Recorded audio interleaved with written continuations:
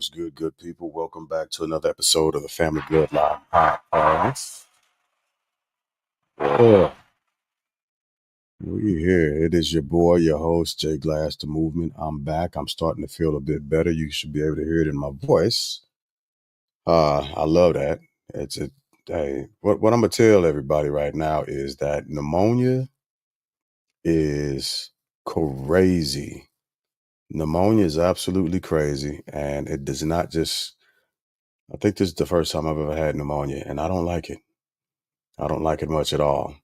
But for everybody who's out here in these TikTok streets and you want to hop onto the stream later on tonight, by all means, I will post the actual link that you can jump on at because I'm not going to be taking guests on TikTok, but I'll take guests on my StreamYard account.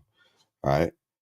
And so, hey, what's going on, Richard? Thanks for hopping on. I'm about to start posting the link for folks on TikTok if they want to come on over to either YouTube or uh, actually hop in the link on StreamYard to give their opinions and their comments, so on and so forth, about the topic of tonight. They will have the ability to. I don't really take many guests on TikTok because it is a bit of a TikTok's a nuisance. So, but we will bring in our guest of the hour right now. Welcome in, sis. Just a brown girl in America. Good to see you here. Give you How some you round doing? of applause. Doing great. I am doing well. I'm doing well. How are you? I'm well. Good. That's good. Awesome as usual. Yeah, I love it. I'm gonna switch these boxes up a little bit because we always put our sisters first. So we will have you there. Have you streaming up top. There you are. You're back with us. And yeah, I like your background, by the way. Right on. That's super Thanks. cute. Thank you. Yeah, for sure. For sure. So as I told you before, we have my brother on right now, Richard, my co-host. He'll be on shortly. He probably got stuck at work a little bit this evening. So, but I'm sure he'll be on with us in a little bit. So before we jump right into it, let's start off with the civilities, as it were, and then I'll put out the ground rules for this evening. Um, and then I'll lay out essentially some of the topics that we'll talk about, and then you can lay out where you are for your vote. So, just as a reminder to everybody, tonight's topic is a case for your vote.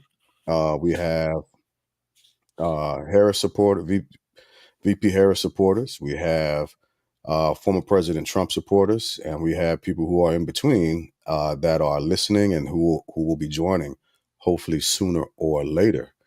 And so, again, I'll start with the pleasantries, which will be how has everyone's evening been thus far? It's been good.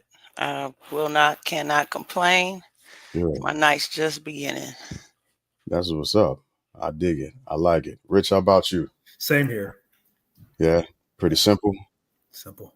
All right, good. That's good to hear. Everybody sounds and seems to be healthy and happy and progressing, moving forward. And that's how we like it. We'll keep it that way. So the ground rules for this evening, and I'll remind other people as they hop on and they join. But this isn't a case or a place to be to be rude or pervasive or send out ad hominems to one another. It's really just a place to try and have dialogue and understand where the others are coming from, right? Uh, Mhm.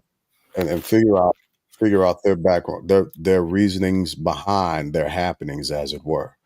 So it's not, again, not a place for ad hominem. And what we want to do is we want to make sure we outline facts uh, and separate that between from fact and opinion, which is okay.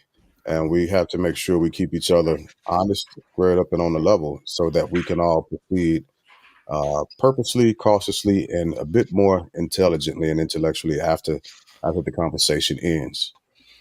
Some of the things I'd like to cover, and this doesn't have to be a line direct. Excuse me, I'm getting over pneumonia.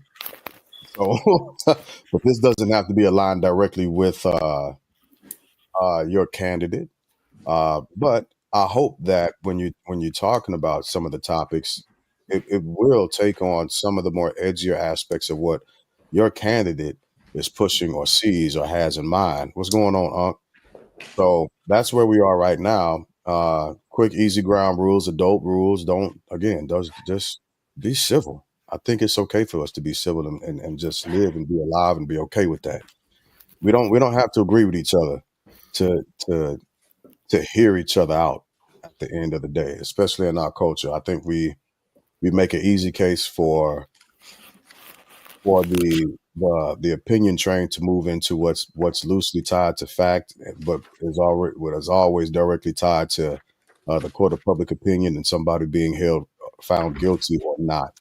So, all right. So some of the topics you okay over there, Deuce?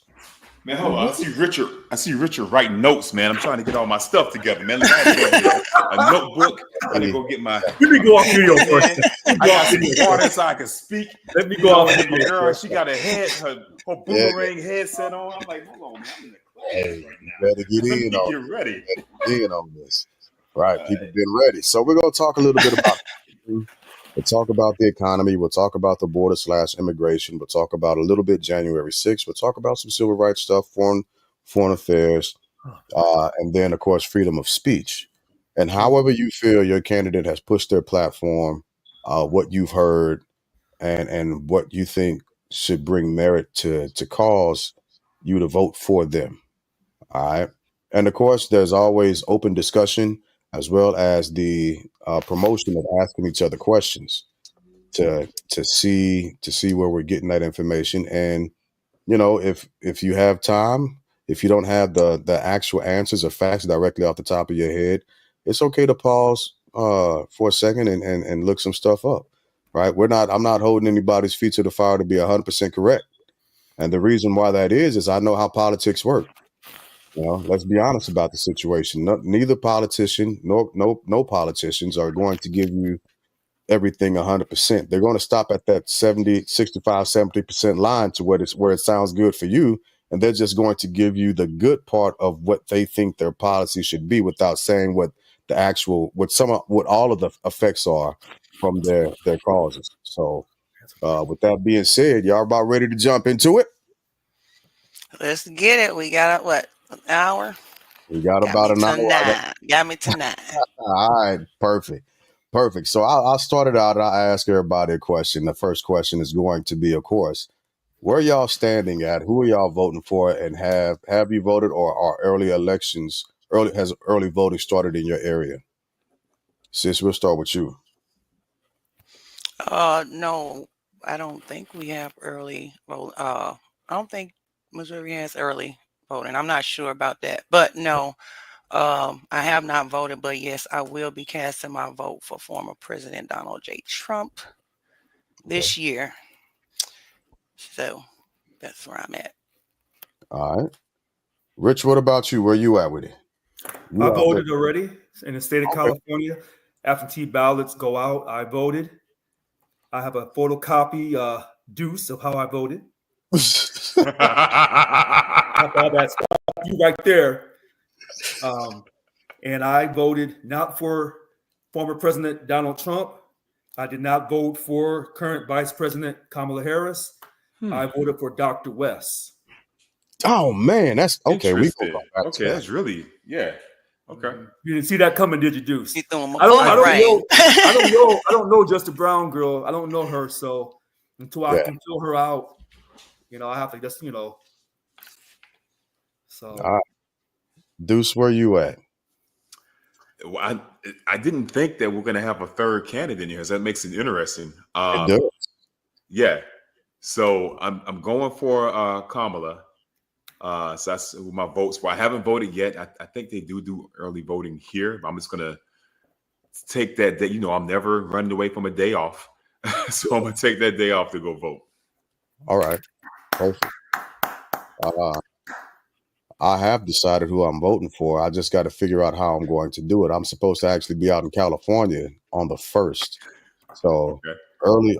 I'm in Kentucky now, and early voting starts in Kentucky on the 31st. So I don't know if I'll be off by the time polling opens or closes, but I'm going to try and figure it out because I also have class going on that day, so I can't just take off work. So I might have to figure out how to get away at lunch time and cast my vote and then make my way back. And plus, I'm on the podium actually instructing, so I've got to definitely figure out how to do that. But with all of the reading that I've done, I will probably, well, not probably, I don't want to half step it. I will be casting my vote for VP Harris this election cycle.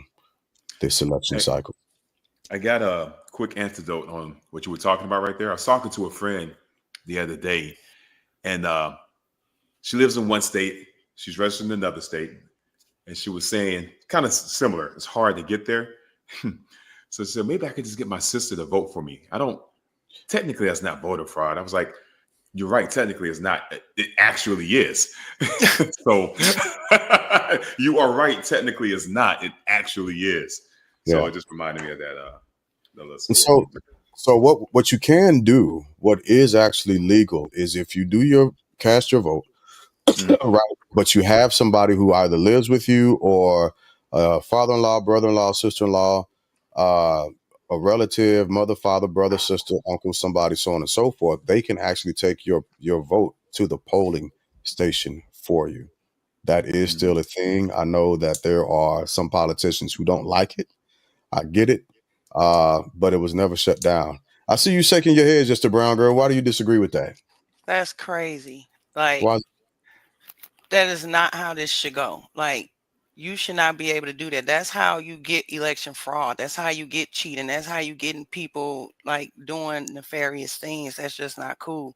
Elections should be one day, first of all. I don't even, think people should be, unless you can't get there, the absentee, like the elderly, things like that. But if you willing and able, just like everything else a federal holiday, every whatever is a federal holiday, make voting day a federal holiday. People get off and go vote.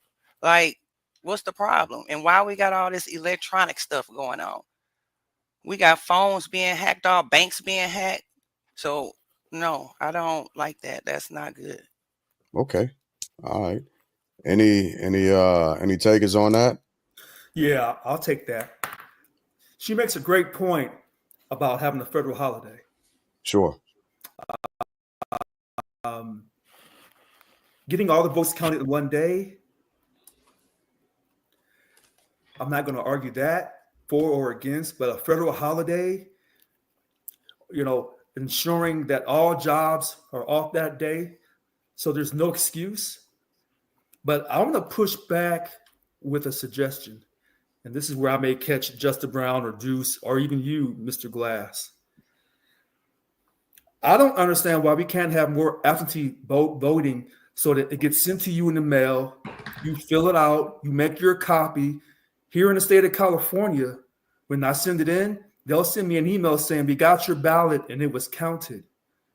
Did they count it correctly? Oh, I don't know. Do they send ballots out to people who may not be in the state of California legally?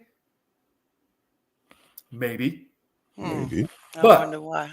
Yeah, I'm going to leave that alone. But what I will say is the state of California does want people to vote, and they'll let you vote by mail, and they'll tell you that they counted your vote. So there should be some type of transparency over how you voted. But I know that a lot of African Americans refuse to vote by mail, which doesn't make sense to me unless they're in their 60s or older. But the same people in their 60s or older who refuse to vote by mail are the same people who won't pay their bills online, but will write a check and put the bill in the mail. See, I've been waiting to drop that line. But older Black people are my elders, and I'm probably talking about my aunties and uncles who are still alive. Sure. I can't tell them anything. Well, of course not, right? You can't, and I hate to say it this way, but you can't tell an asshole shit, right? So I think with them, it might be more that they just not comfortable using online. That's from what I hear from like my elders. It's always a pushback. Now, when they want that Cash App, they figured out how to use that. So you're right. My dad don't even trust Cash App. In the mail, and you can make a copy. Yeah, I know a lot of that don't trust that either. Yeah. Well, but people say they don't trust sending the ballots back in the mail. When I get my ballot in the mail and I fill it out, make a copy of it, I take the ballot down there to the registrar's office as if I was voting in person. Okay. And so if anything comes up on November 5th, I don't have to worry about it. I got my ballot a few weeks ago. I filled it out in the comfort of my own place where I live. Where versus being rushed, when you go down there and you vote in person, you see all these different ballot measures or whatever. Each state is different. Each county is different. And so you're trying to hurry up and fill that stuff in. But I do it in where I live, and then I can take it down there. But I have a copy. And I've been doing this since 2012 because some people were accusing me of supporting certain parties over other parties. I used to be a registered Democrat. I left the Democratic Party because there are certain things that they were doing that I don't agree with. There's certain things the Republican Party does that I do agree with, but I can't agree with everything neither party does, but they don't give a third, fourth, or fifth option. Well, they do. I'll stop there. Yeah, they do. So just to go back, just go ahead, do what you got. Go ahead with your point because my side eye was to your point, but go ahead. All right. So I think that the reason why I don't think it's actually feasible for us to count all the polls in one day and do it ethically. I think we'd miss too much, especially if for the places that are not using digitized balloting, right?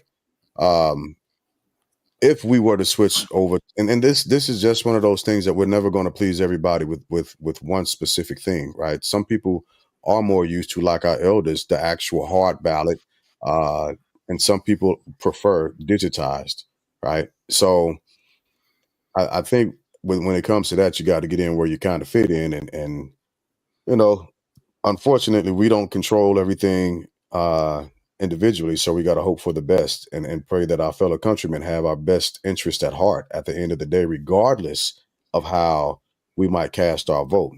Now, the human and anxious part in me says I don't trust people because people are people, but for the greater good, I would hope that my vote wouldn't be lost because somebody doesn't like the way I cast my vote, especially here in Kentucky, because they're not going to like the way I cast my vote. And, well, 2 tears in a bucket. It is what it's going to be. So, but Deuce, what were you about to say? All right. So, a couple of points. I'm trying to make them quick.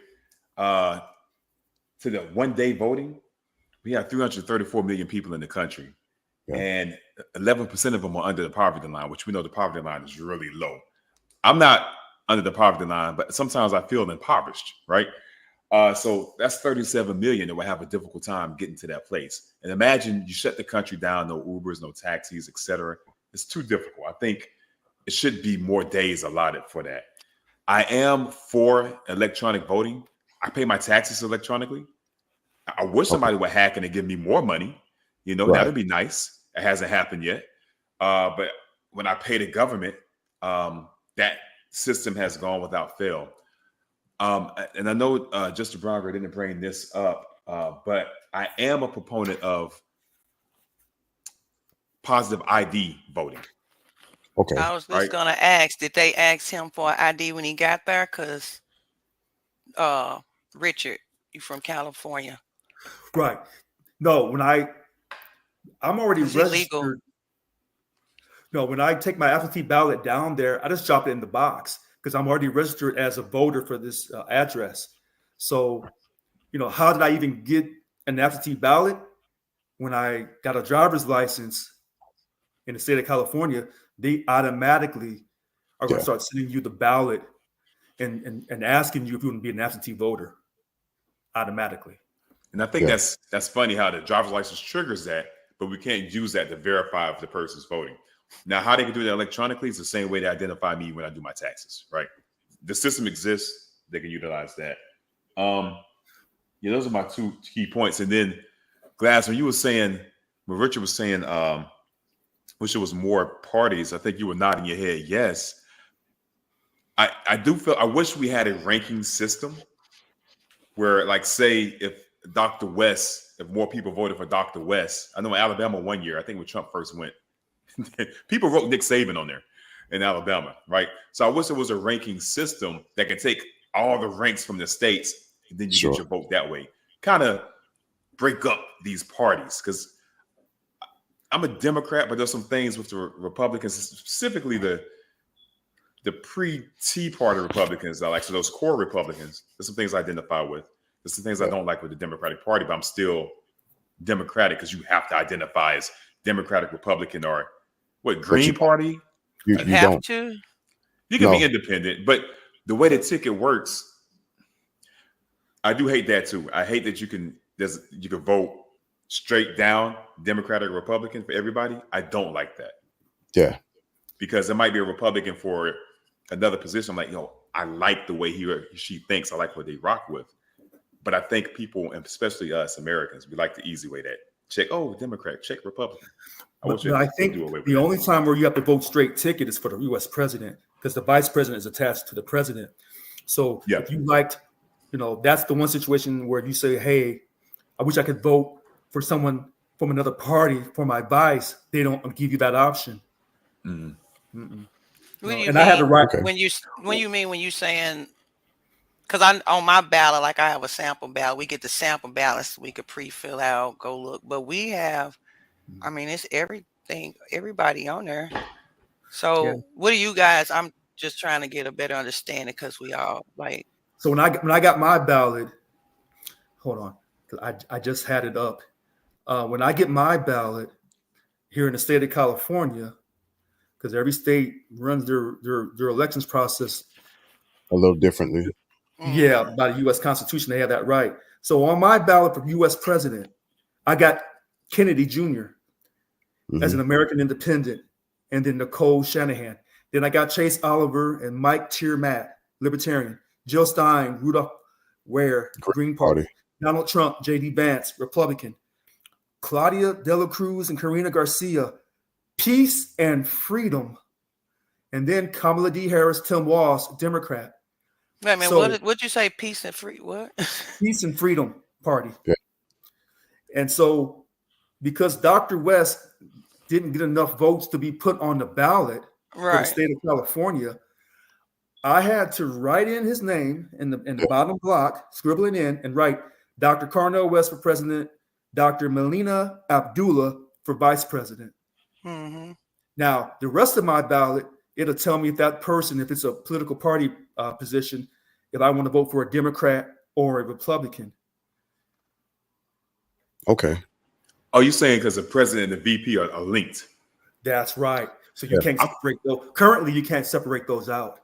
I feel like trying to separate the VP is like trying to vote for the backup quarterback to be in the Pro Bowl or something. They're just sitting there until the president gets injured or incapacitated. We think that until recently. Like, a lot of people didn't think about that until we was one heartbeat away from Kamala Harris being the president of the United States. I think now a lot of people are really focused on the VP, because this did it too. Donald not that young either. So a lot of people are focused on the VP because we seen Biden and what could happen, and she literally could have been president. And just think, like a year ago they hated her, so she was installed. That's fine. We'll get to that later. But what I'm saying is, you got to look at it now, because that's terrifying. If you're not tripping off the VP, and which we haven't been in past recent, but I don't know about you guys. I'm saying for me, more recently, just watching Biden, I do look at Vance or whoever next coming up like, wait a minute, you know what I mean? What's going on here? Is he capable? Because it's kind of important if something happened. Well, that goes along with something that I've been saying about the face of our politicians for a long time, which is we've got to get away from old white men being in the White House. But that's another story for another time. We'll pass on that. But let's get into the major topics. The housing. Let's talk about housing. Your candidate's approach to housing and why you agree with it or why we disagree with it. And let's hit that real quick. So what is Trump's policy? What is his take on housing at the current moment? Honestly, at the current moment, what I do know about Trump, I'm not going to say he's mentioned specific just housing, but what I do know is when he talks about the economy and when he talks about, how he going to get everything regulated, take a lot of those regulations off, get us kind of back to where we was going, that's all going to fall right under it. That's pretty much the thinking. Now, I haven't heard, now it could be out there, but I haven't heard him just because I watch everybody speeches, whoever, Kamala's, I've listened to Jill's, I've listened to him, you know what I mean? So I can't say if I can remember that's something that he might have mentioned it in passing or whatever, that he's just said, I'm going to do this for housing. But what I do know is that he is going to make sure that housing is being able to be built in this country and it's going to be affordable because he won't be letting these big millionaires come in these neighborhoods and buy them out and keep people as renters. Well, when you said that, remember, like one of the reasons why we're in the housing crisis or crunch now that we're in is because during the Trump administration, the corporations did begin to buy a lot of the housing market up in vast droves, which forced a lot of Americans to pushed a lot of Americans into the renting game because they couldn't afford what the housing market looked like at the time. Uh, so I don't know based off of past behavior if he will directly cut corporations off from making these tons of purchases of housing and kind of it's still happening actually, and cornering the average American to rent. And then with that being said, not having cap on rent. Look at the California market for rent. It's absolutely ridiculous. Yeah. And I know that that's a state issue, but I was rent. going to say it feels like that should be more of a state type thing because Gavin Newsom has absolutely ruined California. I wouldn't put Sorry, directly Richard. on. No, he's not a new. Uh, I'll say that for him. And I wouldn't. what you say? I said he's not a Newsom advocate by any stretch, and I wouldn't put it directly on Newsom at all. And I'll mention something at the end of the podcast that will make that statement make a bit more sense. But I'll push forward. Who else is in on this housing? Well, hold on. Let me go back because you were saying because we always we do like people like to say in his administration. You have to remember we had a pandemic. We did have COVID, so a lot of that stuff affected a lot of stuff towards the end of that administration. So I don't know. I can't say what a lot of other, people say what he did during the pandemic, but nobody's actually telling me what the Dems would have done different. That was a worldwide global crisis. So it's kind of hard to gauge, Yeah. Go ahead, Deuce. I know. So one thing that's conflicting for me, right, with Trump's ideals on housing, when he says deregulation and affordable housing, those two things can't exist together. Because like in California, when I first got there, I was on like the below market rate program, which is a regulated thing. Man, I was good then, boy. It's a regulated thing to allow people who don't make that much to live in better developments. So if you deregulate that, those are one of the things you're taking away. Now, there's pros and cons. Don't quote. Remember, I said I never directly heard him say any of these things. What I'm saying is I know what his belief system is when it comes to, because a lot of this housing crisis is government control. Like a lot of the stuff we're going through is government control. I'm sorry. When I say I meant Trump. I know he did say deregulation, and I agree. Yeah, but that's for a lot of entities, not just. That's why I say I don't want to say he specifically said. I haven't heard him say specifically mention housing in itself. I just know as far as deregulation and trying to get government out of a lot of stuff where it don't need to be. That's how I know that's what he thinks. I know that's how his mind works. But don't quote me on him saying I'm gonna do this for housing. I'm not quoting you on that. I know he in Agenda 47 it mentions deregulation and housing. So I'm agreeing with you there. I'm not putting that on you. And like I said, there's pros and cons with deregulation.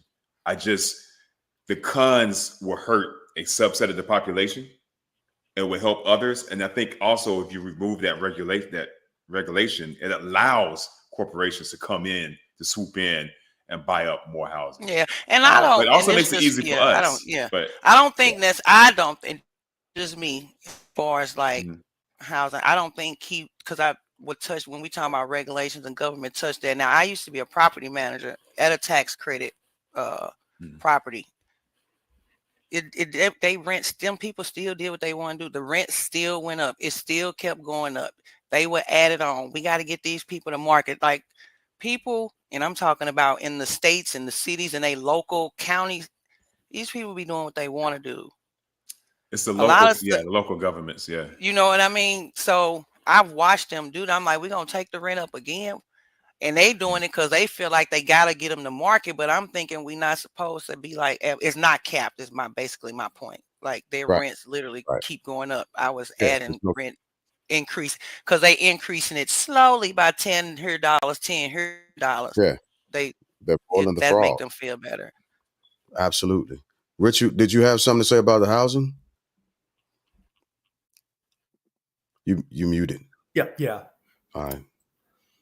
This is tricky for me. Okay.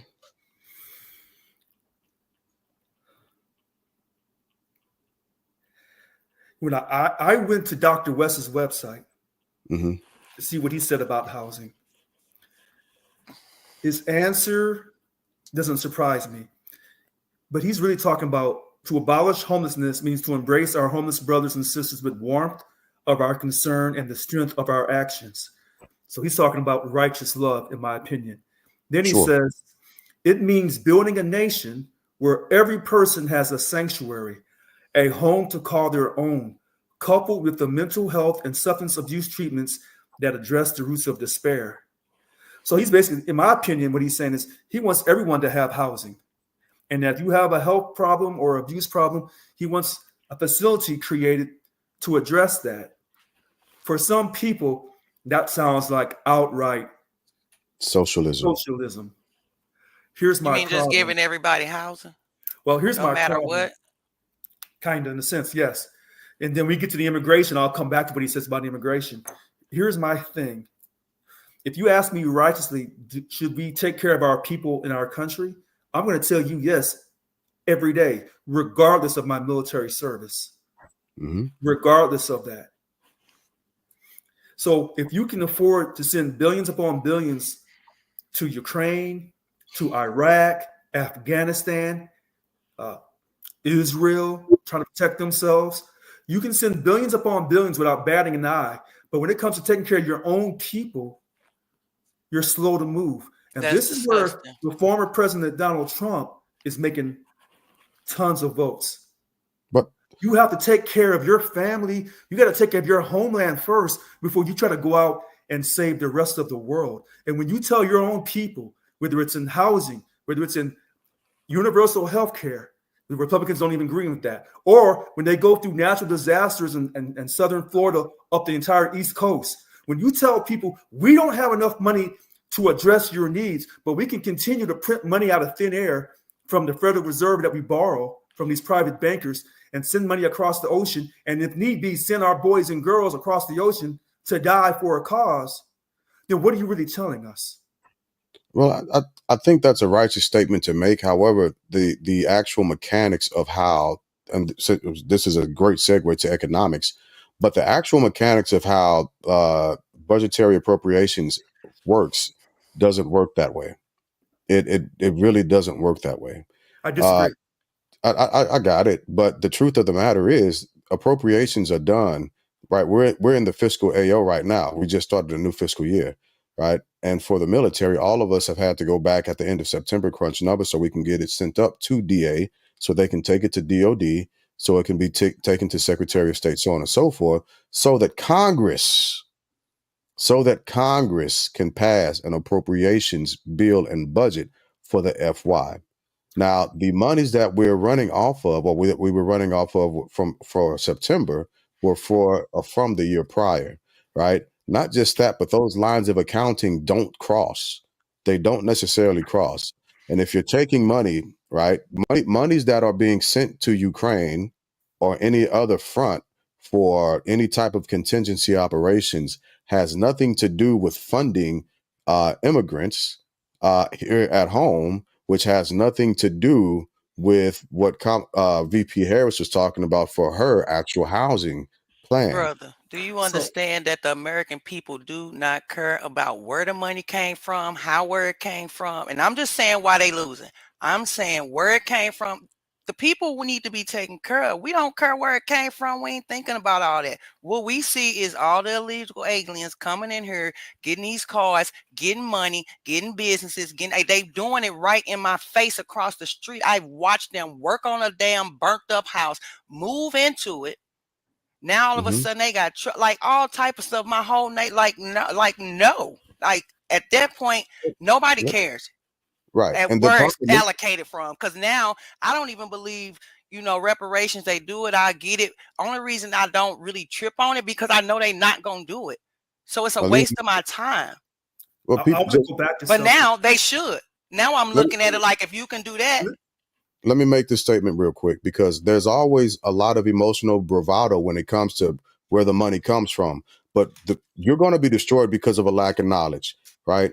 Your high level of sensitivity, America's high level of sensitivity, it is not bridging the gap of intelligence. And that's where we're getting stuff jacked up. Just because we have a lot of fervor, because I'd rather take care of my own countrymen before we take care of anybody anywhere else in the world. Right. I agree with that sentiment 100%. But if you don't know how it's taken care of, you don't know who you're supposed to be voting for to get what you want done. That's the issue. That's the problem. If you don't understand that Congress controls the person, it's not the president, well, then all that emotion is going nowhere. Wait a minute. Hold on a second. We do understand that. But wait a minute. No, wait. I'm going to address that about that emotion. Yeah. Because number one, Congress gets its money from the Fed. Congress does not print up its own money. It gets its authority from a private group of bankers called the Federal Reserve. Agreed. Okay? December 23rd, 1913. Okay. Agreed. So anytime the government wants to spend money on the military or on any budget, they go to the Fed and they borrow money. Why are we borrowing money from a private group of people and then pay them back with interest? We should be printing our own money the way President Abraham Lincoln did during the Civil War. Those are facts. And he took us out of debt during the Civil War. You're not going to have an argument against me about Jerome Powell and the Federal Reserve, because I believe that we should go back to the gold standard also. Right. Okay. So that's not an argument that you'll have with me. I'm well versed in that as well. But what I'd also state is the person that I just named, Jerome Powell, the chair of the Federal Reserve, most people don't even know who the fuck that is. But a lot of people want to have that argument about budgetary constraints. And my quick point is, as long as you keep voting for one of the two major parties, you'll never take on the status quo of this country. So when Ross Perot was running as an independent in 92, he was self-funding. He was self-funding his own campaign. So you couldn't tell him anything. But they don't want a third or a fourth option or a fifth option to successfully run. And so you continue to have the Democrats who want to, quote, use big government to give money to everybody for righteousness' sake, so they claim, or maybe that's a way to keep you into slavery. And then you have the Republicans who are saying accountability, get up off your ass and do some work, protect our borders, and do things the right way. And they claim they're coming from a righteous perspective too. So to me, the Democrats are coming from the New Testament. Let's give love to everybody. And then the Republicans, in my opinion, are coming from the Old Testament saying it's a time for peace and it's a time for war. It's a time to work and it's time to give respect to mom and dad. And they're following those 10 commandments in their eyes. In their eyes. That's what they're doing. In their eyes. Which you got? Because I was about to say something. I'll leave it for later. Okay. I feel like we're playing the wrong game, man. I feel like the game is checkers, but we're trying to play backgammon, right? Oh, wow. To Richards and a that's a long name to say. I'm sorry. What's my name? Nikki. Thank you. All right. So Brown. I'm from Alabama. You get like 3-word sentences out of me. Too much. We're playing the wrong game, right? The name of the game is capitalism with everything, right? Yeah. You think about the people in the country that get effect in the government. are the categories of people you can't say nothing about. Jews, right? And the LGBT, forgive me, I'm a butcher the name, but that community, alphabet community, right? Yeah. Those are two communities, and rich white men, right? Why? Because they have the money to finance their candidates. I understand, Rich. I understand your point the about rich black people. they're not together. We're splintered. They look together to me. But let me finish this point though. if we got together, like say the APAC, I think is what it is. That's the ones for the Jews, right? Yeah. I don't know what the alphabet community has, but they have something. If we had one or two, whatever, to lump our views together, because we're not a monolith, right? To lump our views together to fund our candidates. Hey, I like the Tea Party back in the day, like the MAGA now, like the civil rights movement that we started back in the 60s. Then we can start to see some real change. Until then, both parties are going to ignore us. I don't even really care. I love that, because that's what I always say. But the reality is, in my main concern, for the most part, is my people. That's where my main concern at. So it frustrates me because I feel like, first of all, we don't listen to each other, nothing. The women not listening to the men. The men is simping out. You got a bunch of betas. So you got a bunch of women raising boys, turning them to be women. And then nobody want to listen. Nobody in the black community want to take accountability. Nobody want to address the stuff. They want to make me think that I'm being feared and finna be lynched by cops when I'm actually scared of Rico down at the dang on Conoco. Like, that's not like real. We got to address. I don't care if we have a meeting, a letter to my people, a family meeting, but these things have to be addressed honestly. Not with all that social justice bull crap people be doing. Like, people are dying. These kids are dying. So for me, I left the Democratic Party well before Trump even ran. Like, I've been on this journey a minute when I realized what happened. And once I figured out that they weren't finna trick me into voting or doing something for something I didn't even know, because all they got fluff words, gender affirming care, all that. No. You will never sneak nothing in on me again. And that's how I actually got into kind of just looking and then being like, wait a minute, these, like, for me, honestly, I feel like if you love God and if you love Christ, there's no way you can support what the Democratic Party has been doing over these last few years.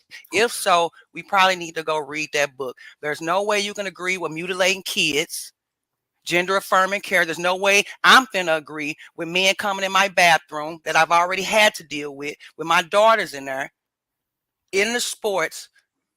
And you want to talk about a patriarchy. They want to get rid of the patriarchy. You voting for a person that's trying to wipe you out.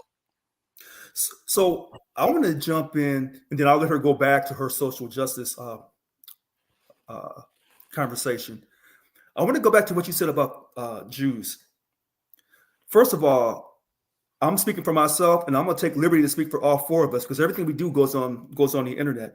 We're not anti-Semitic. So if Israel is trying to protect itself and we have to send billions of dollars for Israel to protect itself, that is fine. If we send billions of dollars to help Ukraine protect itself, that is fine. But when our people in this country are crying out for help, whether it's through a flood, whether it's through universal health care that currently is just, quote, the Affordable Care Act, when our people, regardless of their color or their sexual orientation, when they're crying out for help and you're not providing that help, but people can come to this country illegally from across the border and get benefits, we have a problem. Yeah, I don't disagree with that part. I don't disagree. But they tricked us into agreeing to it. They tricked us into voting for sanctuary cities. We didn't really know what that meant. And then they called us Donald Trump racist when he brought it up. So we thought it was wrong to be concerned about the border. And then we voted for this stuff. And now they in our cities. Where did the term sanctuary city come from? I don't know where it came from. I know it's here. And I know that it's happening. Okay, so where did the idea of shithole countries come from? So you're gonna That act was a like all that countries was are a beautiful? comment that Don't do the that. president. Don't. No, hold on, wait a minute, hold on, wait, hold on, Nikki, I got you, Nikki, hold on a second, because I can see from both sides.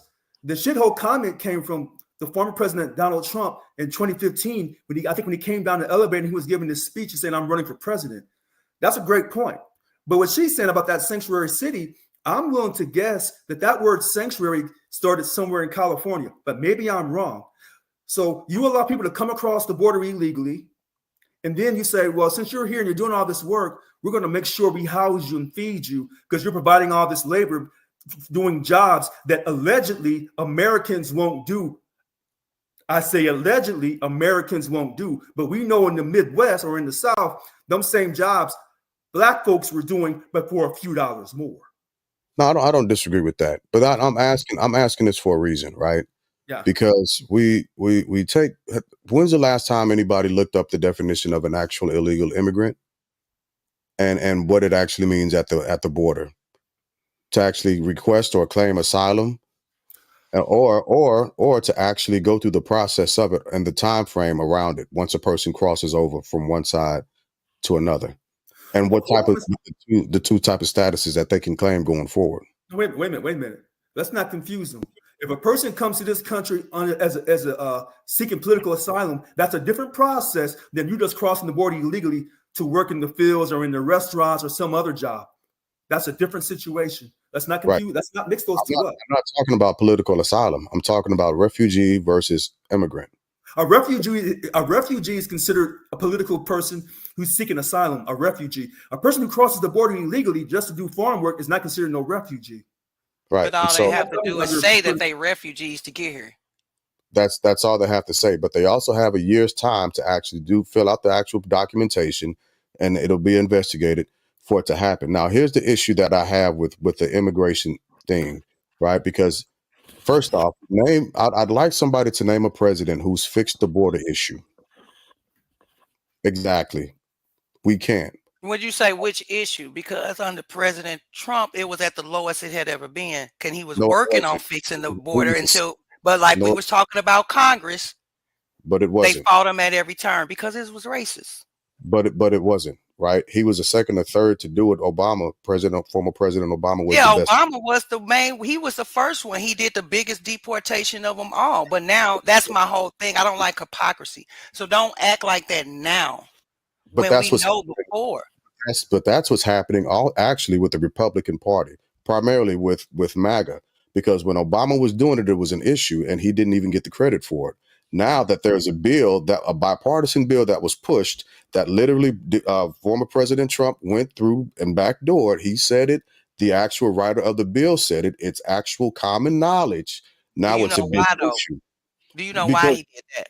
Or they did that? Because he's not even in office. I mean, grown men can actually do what they want to do if they're grown men. But what I'm saying is they were still sneaking. They had, 60 million? It was only a portion of that going to the border. It was still going to be 1 million people a year coming in, and the rest of it was going to Ukraine and freaking Israel or out of the country. So that's why they shut that down. Those things need to be separate. You can say 100. I don't disagree with that either, but let's also look at the other parameters surrounding the border, which people don't, right? In order to actually begin to fix the border, we have to do several things. We have to have, and one of my good friends, he's a guy who's doing this. That's why I know a little bit about the border crisis. You actually have to have federal judges appointed at the border to try these cases. You have to do that. You have to actually beef up border security. This grandiose, fictitious idea of a wall ain't going to do shit but make people feel good at the end of the day. It's not a real thing. So it's not. So when you say, hold on, Mr. Glass, you said earlier about the economy. Well, the Congress has to vote to spend the money here and there. So all that Congress has to do is vote to change all the regulations at the border where you don't need federal judges, where you can give the president the power to shut the border down completely and stop illegal immigration. That can be done too. That's a difficult thing to do. 2 points. Actually, all they got to do and right now, because the border need a lot of work. Crossing it right now is just a Band-Aid and it's an immediate emergency. We need immigration policies, period. So that's separate. But what I'm saying is the border as of right now needs to be shut down until they can sort all this stuff out. So But she just they didn't want to do it all this time. So if they couldn't do nothing, why should they just sign an executive order to do it now that they're running for an election and the numbers have went down? They told them people to come over here. The thing about, like, let me focus on the wall and federal government building, because you know about eminent domain, right? So for the federal government to build on this land, the land belongs to those states. Within those states, you have those counties. So just quick, asking Chat GPT, you got California, Arizona, New Mexico, and Texas, which is a huge state that border the Mexican border. So Congress have to get permission from those governors, and those governors have to work with their Congress in order to make that happen. Then you have over like a couple of hundred counties that go along the border of Mexico. So to get that, they have to ask permission and seek permission from each one of those. That's why we don't have high-speed railroads. NorCal and SoCal have been trying to connect since before I was born, but they have to get land and permission from those landholders, which is one of the things that make America great. The fact, that you could do that, right? So that's the ideal. Just build a wall is easier said than done. And that's two, not true. That's not true. Just some of those things, but the other thing, she just said she's going to finish building the wall. Your candidate just said she's going to finish the wall. It was in her campaign ad. And this ties to my second point, to what James was saying. No president has ever built a wall on the border. The second point about it is it gets us emotional. It gets voters, right? That's the number one hit they never going to solve because it works. Every time election comes around, we have immigration problems. People take sides. People vote for the people. Then it gets quiet. Real quick, and then I'll let you keep going. People are really living through this right now. I think they are emotional, but I think they have a valid reason to be emotional right now. I do think they have a valid reason. I'm not going to disregard the communities that these people have. They have moved these people into, and that they are struggling and suffering. And we're talking about the Black communities, because of course, or disimpoverished, because I live in kind of a mixed neighborhood. It's still disimpoverished, They're like, come on, man. Y'all can't say this cool. Ain't no excuse for this. I'm not saying this. Nobody's saying it's cool. There are excuses. I'm not saying it's cool, but there's this checklist that they have to go through to make that happen. No, wait a minute. First of all, when people talk like this and they say, Nikki, they say to us, "Oh, you're being emotional." No, that's an argument to try to take away from your. It's a straw man. No, you guys are misunderstanding my emotional point. I'm not saying you guys are wrong. I'm emotional about it too. Glass has said it multiple times during this. This is emotional. Yeah. And it seems like to me, y'all might be the ones emotional. No, wait a minute. Let me show you legally where they're wrong. When he said, Arizona, Texas, I think New Mexico, California, and California, next to being a border of Mexico, for national interest, if you have terrorists crossing that border, the CIA will contact, if they choose to, the appropriate people, and they will shut that border down for national interest. Period. How would they shut it down? They'll get the Congress to vote to say we're shutting the border down to protect our country from terrorism. Yes, they will. The same. No, I'm not arguing that, but they're gonna put troops there, right? Troops. However you want to do it. Not building a wall. You cannot claim that we're America's leader, and we have the number one military. I'm biased, so is Mr. Glass. We have the number one military on this planet. On this planet, we have the number one military, and then you tell me we can't protect that border. That's an absolute lie. That's a lie. That's not what I'm saying. I'm talking about strictly building a wall. For national interest, they can shut down that border to stop terrorists from going across that border to bomb us. Yes, they can. They did it with the Patriot Act. They did it with the Patriot Act. When 9/11 happened, they came out with that Patriot Act, and they said that Patriot Act is too intrusive, and it violates, I think, the freedom of speech, First Amendment. And they said, we don't care. And they did it anyway. The Congress said, pass it. I'm not saying that the border can't be fixed. That's not what I'm saying. What I am saying, however, is because of all the red tape, all the bureaucratic BS, and to make sure, like Deuce was saying, that at some point This is going to sway some of the population. They're not going to fix it. Make no mistake about it. I am not pro-government to the point to where I trust them. I know better. Also understand that I know that neither the Democratic nor Republican Party have a monopoly over racism nor using its people in general. Right? I am not foolish by any. I am not a registered Democrat. Never have been. And that's me. Sorry about that. And never will be, for a reason. Right? I am not a registered. I don't believe, and I've said this on multiple different occasions. Whenever you've made yourself a loyalist to a party, you've done yourself and your constitution a disservice. Right? Now that's the truth. We are to be loyal to the Constitution and the ideas behind the Constitution, not to our politicians. Friday, as a matter of fact, I'm going to go through and begin to read some of the things that our politicians are guilty of after paying $17 million of cases. I just found out last night that the U.S. Department of Treasury has an account set up for politicians when they get in trouble that the taxpayer funds to pay out their court issues, to pay out any monies that they would lose. We're paying for these motherfuckers. Excuse my emotion. It's not that I don't believe in having righteous emotion in our political system, but we have to funnel it and use it in the correct way. Dr. Cornel West is one of my most favorite authors in this world. I've purchased just about all of his books. My sister got one directly autographed by Dr. West himself when I was in Iraq. I love Dr. Cornel West. I wish the American people had the emotional aptitude to actually understand what that man is saying so that we could push forward and be better as a country, but we will not do it. Can I ask a question, Richard?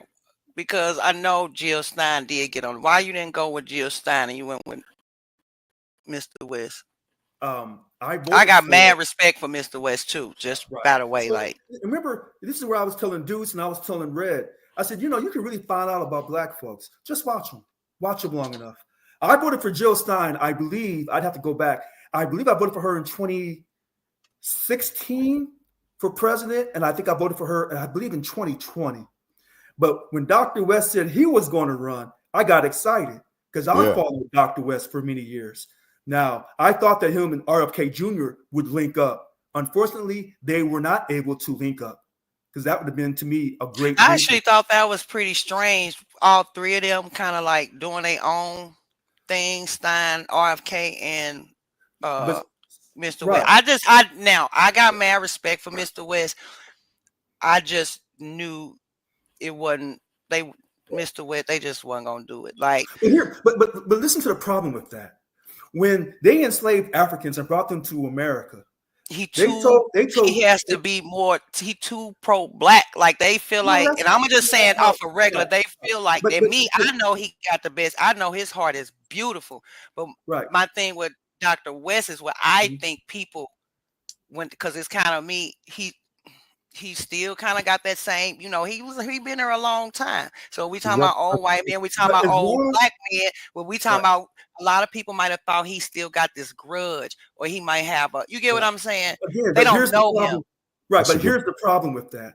As long as people keep saying who can't do what, as long as you're living in I can't do this or he can't do that, then you're denying the possibility with God. And this is what Dr. West would tell you. So when they brought the enslaved Africans over to America, they said, you'll never have your freedom. And when they told women that came to America, regardless of what race they were, you won't be voting. You're still barefoot, pregnant, and in that kitchen, you'll do as you're told. We've come a long ways. So we got to open up our minds and say, hey, a third, a fourth, or a fifth option can take place in this country, this great country with its deep character flaws. But you need the money. A lot of people, I think will. You gotta give them enough people. I'm sorry. Go ahead, Deuce. Go ahead. No, I was agreeing to her point. It's once again capitalism. You got to have that money. You got to have that Brinks bank truck pull up to the back. Hold on, Deuce.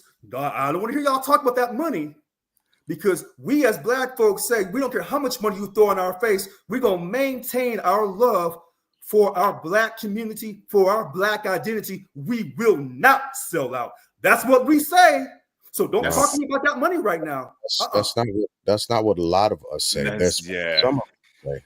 That's what some of us say. Let's be honest right. about it. All right. Let's be What like, Mr. West say about like the crime with the kids in the street killing each other and stuff? How he have he even mentioned it? He addressed that because nobody wants to talk about that. he's addressed it throughout the ages. I mean, I know throughout the ages, but I'm saying like on his campaign run, has he I haven't heard it. Said anything about it? Let me read this to you, Nikki, from his website. You may not like this particular statement. He says here on his bullet points for his platform: uphold children's rights and justice systems, guarantee access to child-friendly, gender-sensitive justice systems that respect and protect the rights of all children, particularly those most vulnerable, including minority groups, children with disabilities, and migrant children. I don't know if you like that. What does that mean? He's saying he wants to protect children. It says guarantee access to child-friendly, gender-sensitive. What Dr. West is saying essentially is what the Bible outlines as part of religion. That's what he's talking about. I'm still with Nikki on that. What does that mean? How does that protect right? Like, well, that could mean a lot of things. That's a lot of beautiful words too, but yeah, like, what are we talking about? It says guarantee access to child-friendly, gender-sensitive. No, I'm not talking about. I'm talking about the crime. Okay, murders. So you go to his crime. That's what I'm talking about. I wasn't talking. You thought I was talking about the gender. No, I'm talking about my main concern is my sons, my kids, the crime, the crime. Okay. That's what I'm saying. In the black community, not just overall. I'm talking about in our community. Okay, so do you want to know about? Okay, so wait a minute. Do you want to know about gun violence, or do you want to know about black maternal justice? Black maternal justice. See, that's what I'm talking about. That's. I'm going to his website. This is the person I voted for, and me and him don't agree. Okay, I understand that. I'm talking about violence, killing, murder. So I'm gonna go to the gun violence. Spooky and right now. So and Dre. Well, on the gun violence, he wants a national gun registry database. He wants gun ownership licensing requirements. He wants to limit sales at gun shows. National red flag laws. So all the stuff the criminals they're not going there. They get actually this is pretty good here. No, I like that, but I'm saying about the Pookies and the Ray Rays. Yeah, and I see, and that's the part that I keep trying to talk to people and tell people about. I agree with you 110% when you because you phrase it exactly appropriately. And I know you got to go because we only had a specific amount of time. I'm having a good time. So just keep going. Don't even remind me. So just because criminals don't give a shit about a law. They're gonna get what they got. A total of a tool will be that regardless of what a law states. No ifs, ands, or buts, no middle ground. So the question because I've had this exact same question for lawmakers, for legislators, like stop punishing the people that are going and getting their weapons legally, right? Leave them folks alone. What are we doing about all these extra arms that are just out in these streets, right? Who first off, who continues to put these weapons out there? Why are they so easily accessible? We got ghost printers now. Right. Ain't that crazy? They literally like online. That is scary. And it's not like they just getting like the little BS Taurus 22 or 380s that ain't worth crap. These guys are out here getting the quote unquote Dracos. How do they have this? Where are they getting the money for these arsenals and who's selling them this? That's the illegal portion of it. The people that aren't supposed to have it. Like everybody else is doing the right thing. I'm not finna I'm finna go buy another pistol in a little bit. Yeah. Ain't nobody disagreeing with making sure everybody got a good background and all that good stuff, and they don't get into the right hands. But they always bring that up because they have an agenda when it comes to our guns. That don't have nothing to do with nothing. They just use it. They always take a movement or take an issue and do this and use it to their political advantage. And it's just disgusting. I never seen Tommy or Ghost buy a pistol off of power. You know what I'm saying? They get it from the streets. But Right. I want to make this thing, and I know Richard want to say a point. A lot of the politicians always go with tougher on crime. I'm either tough on crime or everybody. I want to be loose on crime. It's one of the two. But when you look at other countries that have a low crime rates, they put money back in education to create opportunities for people, right? Because what happens is some criminals, it's a crime of necessity. I got nothing. I got to feed whoever. I got to feed myself. I'm going to take what you got. I'm almost thinking that's how it used to be. But as time going on, I'm thinking now that it's more culture. And that's cool. Like things that we won't address as a community. Yeah. That's my main issue, my main passion. But I also know that until my people know who they are, in the Most High, that they are the people of that book and what they got in them. But and that's one thing that I just do not like about the Democratic Party. Stop telling my kids they are oppressed. Ain't nobody over here oppressed, and ain't nobody superior to me but the Most High God. I don't operate like that. I don't operate like that. You can tell history without fear mongering, without making them think stuff happening that is actually not. It's more, to put it like this. I'm not going to even say it's not happening. I'm saying we have to prioritize what's going on and what's important right now. Right now, we are killing each other. Now they done and now we got the housewife, white lives. They got bored, got their agenda. Now they pushing abortion and killing off our generations on us. Like, no. Between our kids killing each other and the women going in there killing their generations off, we're not going to last. Well, I'm sorry, Rich. Go ahead. Go ahead. I'll make this quick, and I'll let you go, Deuce. So if you go to the border and you stop illegal immigration, a lot of the illegal immigrants who are coming to the Midwest and taking jobs that normally African Americans were working. Hold on a second. You don't want to hear this, but hold on. Wait a minute. Then why don't black folks in Chicago acting a fool about all those illegal immigrants in their city taking their jobs? See, you can't blow that off. You can't. Let's put it in perspective, right? Let's put some shit in perspective, because that's what they're saying. That's not what I'm saying. That's what they're saying in Chicago. African Americans were saying that the illegal immigrants were coming and getting the benefits and taking their jobs. So when Nikki was saying we need to work together and stop shooting each other and start working, the jobs that we were getting, those minimum wage jobs, we're not even getting that anymore because of all the flex of the illegal immigration. Listen, that we got to call a thing and show a spade to be a spade, right? This whole black job shit, that rhetoric was created. That was a created thing, and it was a targeted, propagandized, created thing. Here's the truth of the situation, right? It's not so much of a black job, because there's white people that work them jobs too. Absolutely. Right. So it's not just black jobs. It's American jobs. Black jobs. I said the jobs we were taking. I never said black jobs. I said the jobs that we were taking. Right. But you mentioned Chicago, and you specifically said the black jobs because that's what they're saying. It's a lot of motherfuckers. And I told y'all this not too long ago. There's a lot of people that keep telling me about these dudes named Matthew, Mark, Luke, and John that lived in the Middle East, that talked about another guy named Jesus, but the letter J wasn't fucking invented until 700 years afterwards. So stop telling me this narrative just to push propaganda, because that's an easy thing to swallow. The truth of the matter is there are jobs that are being taken, but if those jobs were filled in the first place, they wouldn't have been taken. If Americans had already filled those jobs, they wouldn't be available. That's not true. That's what they want you to believe. That is absolutely not true.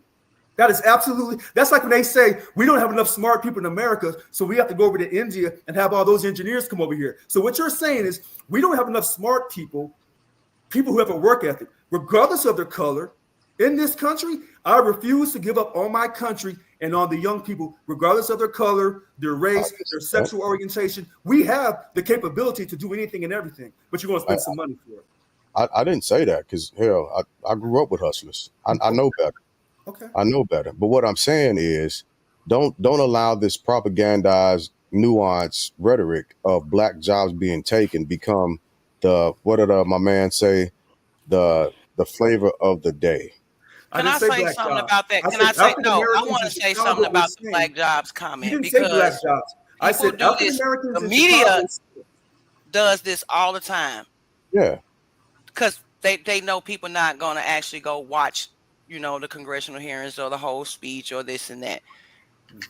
They take one word out of an hour or whatever long he said, and they make a big deal. Now, he said black jobs. Now, anybody know the context of what it was said in and where he was at and who he was talking to is why he said it. Because he was trying to make a point when you standing in front of a bunch of race hustlers and they beating race, that he's trying to explain to them these things that y'all talking about, they're taking your jobs too. They're in predominantly black neighborhoods. Now, should he have said it that way? Do he say everything right? No, I don't say everything right. I don't hold that against people. The Dems don't. Nobody does because nobody is perfect. But what they do they spin that so you won't focus on the actual issue. Just like they want to make a whole narrative because he got mad and was like they eating the cats and the cats and the dogs. But that was taken away from the actual issue because there are citizens in meetings, they're complaining about them snatching the damn ducks out the lake. But I heard that before Trump said that. the guy made up though. I'm just saying, don't act like he be pulling this stuff out his butt. But he do say like he be talking. He talk off the fly. But that's just what it is. His homeboy said that he made it up.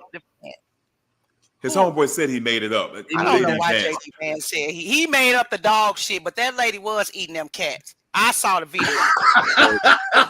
So you tell me she wasn't eating them cats. Listen, that lady said she was eating the cat. So yes, the dogs, they should have left a little Spike out of not. Oh, there goes Spike. So yeah, but he also said in that same sentence when he said I made up because nobody cared about those people where he from, and he drew attention to it, and now they focusing on them dang gone Haitians and all them illegals that's taking a rents. They said the landlords are moving people out because they know the government paying them more for rent and stuff like that. So you can't just disregard these people that's saying stuff in all these towns and acting like it's rhetoric. It's coming from somewhere. Even when they say bad stuff about Kamala, I go listen to it. If I see a clip or something, I'll be like, nah, that don't even make sense. Let me go watch exactly what she said. I did the same thing with Corey Bush because I'm from where she is. Let me say this real quick to Mr. Glass, and then I'll let him run it. When you started your monologue tonight, you said something about facts, and I wrote this down. I said facts are hard to ascertain due to the news media bias and social media bias. No one knows what to believe now. Oh, that's hold on, time out. There's a lot of things that I will agree with you on, but that is not one. No. Right? And let me again, I've explained this to people, and thank you for that, Wanda, Kamala. But there is a such thing as objectivity and subjectivity. Just because people like getting lost in subjection does not mean that there's no such thing as objection.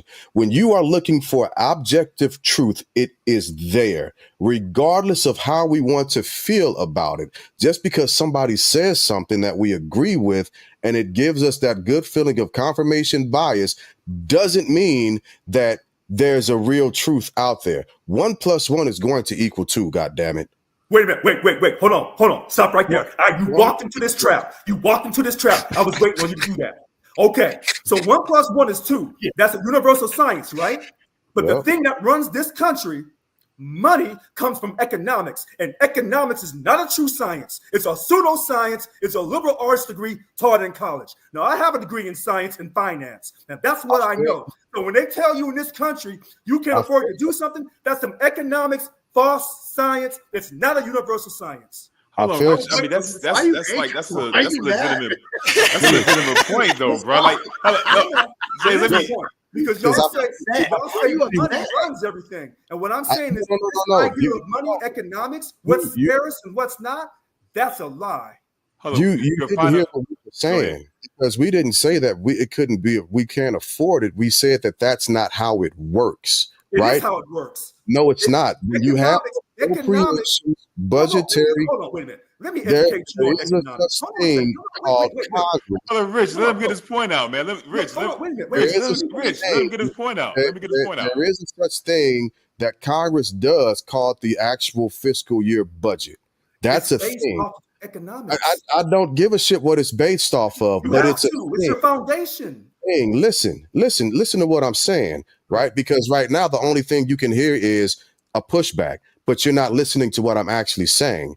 There are ways to move money. Different lines of accounting are established, structured, and set forth, right? Just like the military gets over 60+% of the budget yearly, right? Those funds can go elsewhere. Congress has to go back and actually reestablish the appropriations bill to request more funding, go from one LOA to another. If you haven't noticed, Congress ain't been operating for the damn near the last 30 motherfucking days. Lazy as hell. Lazy as hell. So I All didn't of say we can't afford it. I said we haven't appropriated it. It's not been pushed, or the expenditures haven't been outlined correctly. Again, at the end of the day, you're talking about the problems at the end of the line. I'm telling you, go to the beginning of the line. Why has Congress not appropriated the money? Because it's their opinion on how to spend the money, but the money came out of thin air. And so it's always an opinion based on someone's false assumption off of economics. Because one economist will tell you one way to run the US government, and another economist who may be a Republican may tell you something totally different than that. So at the end of the day, all this appropriation of the money that came from nothing, that part that came from nothing was all based on an opinion. I'm going to print up so much money for you to appropriate. Well, what if I told the Federal Reserve, you're going to print up enough money to fix the homelessness and the universal health care in this country? Then They we would say, become oh, we can't Zimbabwe. afford that. Then we become Zimbabwe. That's BS. Because economics is, quote, the scarcity of resources. This is from a European man named Mr. Adam Smith. So in Europe, when that word was developed, Europe didn't have a lot of land mass and a lot of economic resources. And that's why they got on ships and went around to Africa and Asia and raided those countries for everything they had, those continents for everything they had, because they didn't have enough to suffice to keep themselves going in Europe. And that's where the word economics comes from. I know exactly where it came from. That wasn't the debate, right? The debate wasn't where the root word of economics. Right. It was it was why Congress, it was why we haven't appropriated finances properly as a country. And I'll maintain a different position, but Deuce, you had something, and I don't want to leave you out either, Spike. Yeah, man, we went to a lot of places. I was going to say something what Nikki said a couple of turns ago, but I wrote it down. I don't even know what my notes are, so I defer the rest of my time to Spike. How's everybody doing? How's it going, family? I'm with you, man. I was trying to talk about what Justin Brown Girl was talking about with the black jobs thing, but then we went into the root cause of what economics was, and that just kind of lost me there a little bit. But I don't. What is the what is the topic? Well, can I just say one thing before I have, because I got my mom texting me and everything. One thing before we go. Just screw it. Start a revolution. Let's go back to the barter system. I'm down with it. We can get this. I don't know about that, but I can't jump on that bus. You don't want to get the barter system going? I got one vote right here. Got one vote right here for the barter system. We gonna almost be at. Hey, I'm gonna tell y'all like this though. A lot of people think this. I don't know. I just want to say this before I go, that I really pray and hope my people, us, first of all, we're not a monolith. And I think that's what this election is really showing a lot of people. It's showing us that we are not a monolith.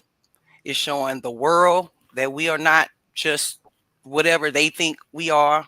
We are different. We got different beliefs. But at the end of the day, I firmly believe that we all want the same things. We want our kids to prosper. We want to get money. We want to feel safe. You know, thanks, Glass Man. Military, thank you for your service. Anybody else on the military, thank you for your service. Deuce, Rich. I just, I enjoyed this. I really enjoyed this. I love having these conversations because they need it. They just need it. I'm gonna share it. I'm gonna share. And Let's go to don't let this be the last time you on here with us. This is what we have these on Wednesday nights for, and then we have a different. I'll definitely get on, but I will say I started this, and like I said, this journey started for me. I ain't gonna even lie, when Obama was in office, but at the Okay. same time, I had just started kind of building a really good relationship with God, kind of like I was going to church, but I had made up my mind at this time, so I was kind of like all in. It's still all in, but now I'm a warrior, so it's a little it look a little different. But Who are you voting for? Trump. Okay. But like I was explaining, I've been on this journey before Trump. Like I ain't never had an issue with Trump. Nobody called him all these things until he came down to They loved him before until they figured out he wasn't with their bullshit. But other than that, before this journey, there are just some moral things. Like even if, and I'm gonna just say, cause people can think what they want to think about. Even if that was the case, the way that I call them Democrats. I ain't gonna even lie. I try not to offend people and say that today, but I do, because that's the only way that I can kind of, everything they stand for, right? They're not the party we used to know. They just not. They are not those same people. Those are elites. They in with it with Liz Cheney. Come on, man. You think Trump? You think the Trump party is these? I'm not talking. I don't do parties. Okay, you're talking about the Democrat Party, right? Right. I'm just saying. I was telling the journey of how I end up leaving the Democrat Party. Yeah, but when you say that, it invites that type of question, and like it does. I mean, you're talking about one party, you're talking about all parties, and so I think when you lead off like that, it muddles your real message. Right. I think it's that point. Yeah, I think your message is good, but when you start off like that, it could. Well, because I've never been a Republican, I can only speak about me being a Democrat. But now I understand what the conservative message is. Really, what is like not what I was told the message was. I understand the conservative message. I would never align myself with a party. I would never do that again, because like Glass was saying before, I'm a policy was best for at this point was best in being informed. People are human. I understand that. Ain't nobody perfect. Kamala ain't gonna be perfect, even though they try to act like she is. They act like she can't do nothing wrong, which it'll actually be more real and authentic if you could just be like, yeah, you know, my bad. You know what I'm saying? I'm gonna do better. You don't think the Trumpers do the same thing to Trump? Who? Some people, but but I think that's on both ends. But you do have grounded people on both sides. But I will say, just from me watching both sides intensely over the years, the way I have, what I come to the conclusion is, it seems like Democrats never push back, talk bad, or anything. They just go with it. I mean, it's almost like robotic. It's like, that's crazy to me. I know you say you got to go, but I'd love to keep, you're talking. So I'm going to kind of rebuttal that. I talk to conservatives online. My following is pretty heavily conservative, and I have the absolute hardest time getting them to take anything that Trump does to accountable. You mean like are you talking about like your guests, the followers? Because that I asked, are you talking about like panelists, guests, and stuff like that? I'm talking about the same people you're talking about. You said the Democrats never hold Kamala accountable. Is essentially what I guess I'm talking about more like the media and the people, the figureheads, the people that's like, because we only getting fed propaganda. So I don't hold a lot of things against most citizens, because I know a lot of stuff, because I just started. No, I didn't know I was being brainwashed either. I just didn't know. Yeah. You don't think you're being brainwashed? Do you think that the conservatives have the capability of brainwashing? I think all of them have a capability of doing whatever. That's why they be in bed with each other. But the difference is, for me with Trump, is, first of all, when I said years ago, even though I didn't vote for him the first time, but I didn't hate him. I was a little confused because I really wasn't in politics. It's like, why they hate him all of a sudden? Like, it was weird to me. I didn't grow up like that. We grew up. Trump, everybody loved. Oprah even asked him to rally. But I was a little confused because you had the Black Lives Matter and the MAGA. So I didn't know. That's intentional. MAGA had nobody's gonna go out and wear a MAGA hat. That's intentional. You actually bolder than me. wouldn't heard the man speak, so I know Trump's not a racist. I'll tell you that right now. But Trump's an actor, just like the rest of them are. But I'm just curious. All got a opinion, but I feel like Trump's message has been the same since the 80s.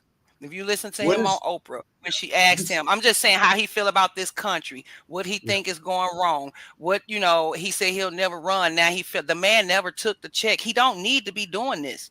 The nigga just got shot in the head. Like, he does not have to do this. He don't.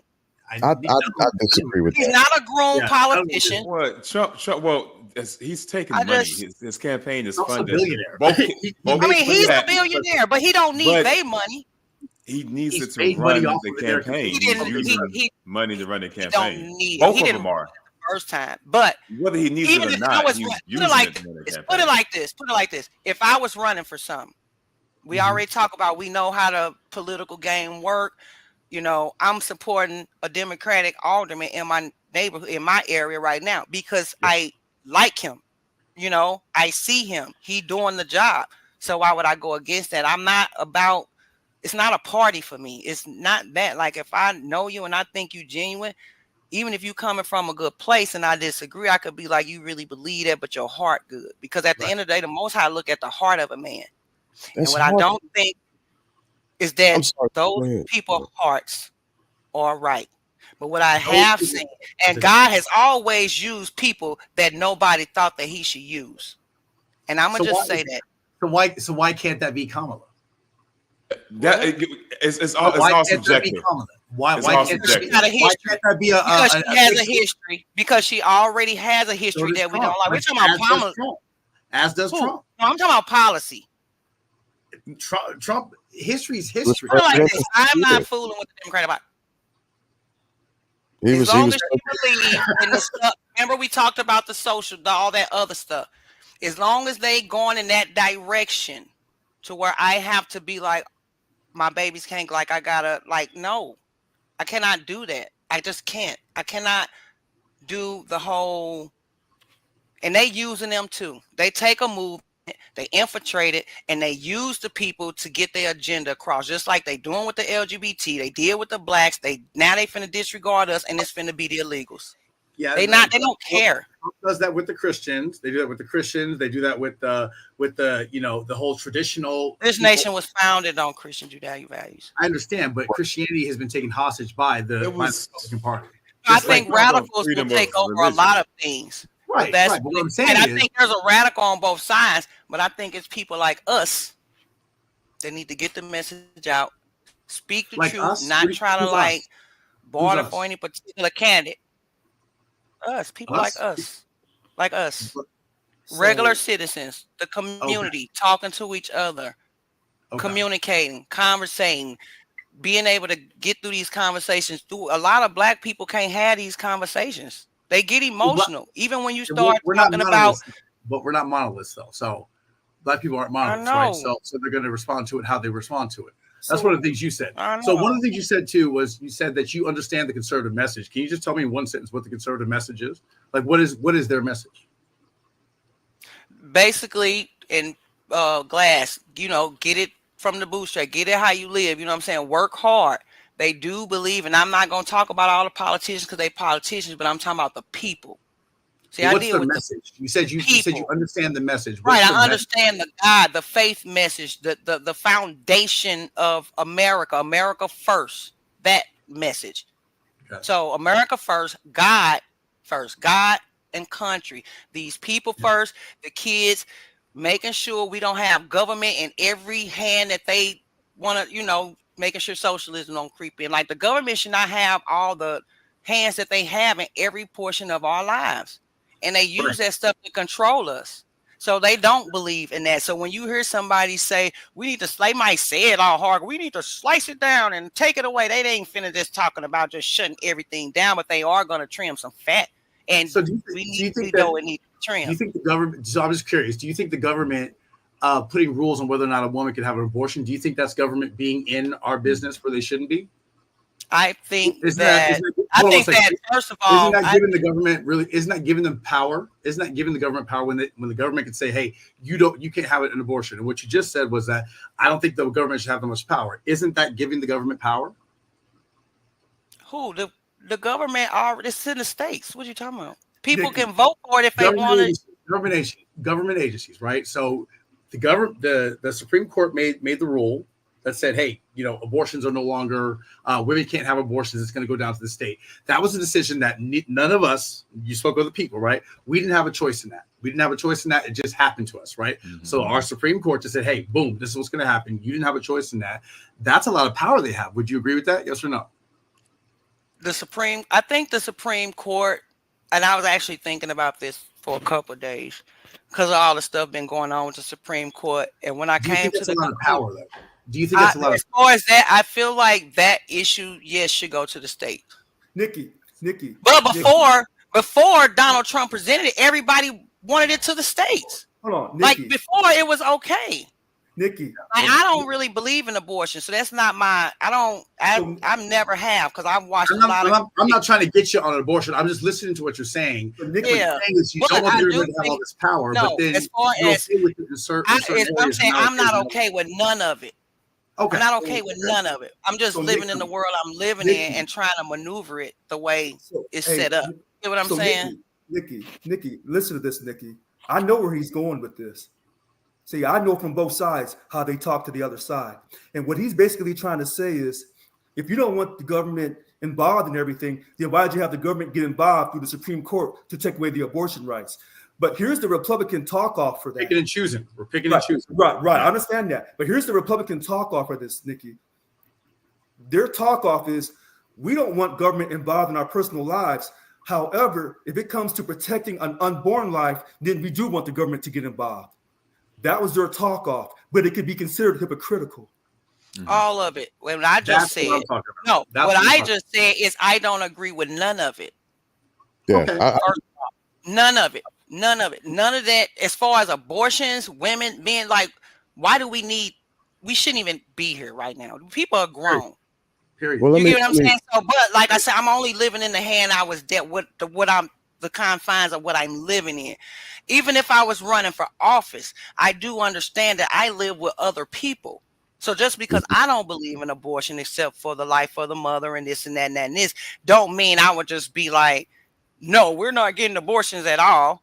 Like we're having these conversations because I understand that I'm governing for multiple people. So yes, I don't mean to get into with that is the only problem with that is that you get these states that's like heavy, like far left, and they like don't want term limits and shit like crazy stuff, and that's where the argument's coming in at because they're pushing stuff for no term limits. You got certain states that's like they don't want term limits. You got the one, I don't know if that's Carolina or whatever, and he was like, well, you get in a situation and what happens, we take the baby and then we figure out and decide what she want to do. What you mean? That's murder. So that's not cool. So I think you mentioned one time how people take snippets of a whole conversation. I went back to listen to that because Trump brought it up. How it was spun when Trump said it was not the entire truth. But if you look this up online, I was listening to the man say. Wait a minute. Hold on. I looked this up online. I looked this up online, and there was a site. God, I should have this right in front of me. It's between 9 and 14 states where you can have an abortion all the way up to like the 9th month. So that wasn't an exaggeration. That was a fact. Okay, and so let's take that. Let's run with that.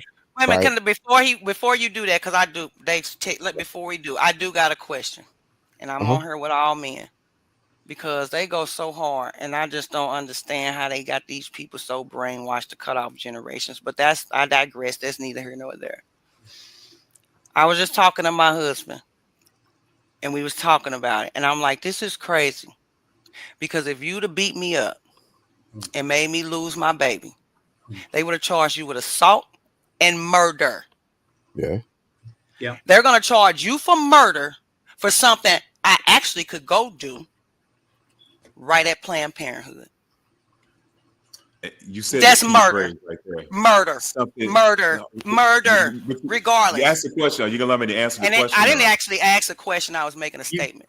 You did. You said you did say you're gonna ask a question. You did. Unless that What wasn't a question did question. I ask? You said You were gonna ask a question. I were going to ask a question. Do you think that's Okay. wrong or not? Okay, there you go. Go. All right. So you said a key phrase right there. You said a key phrase. You said, on one hand, if your husband did it, he took away your agency of your body.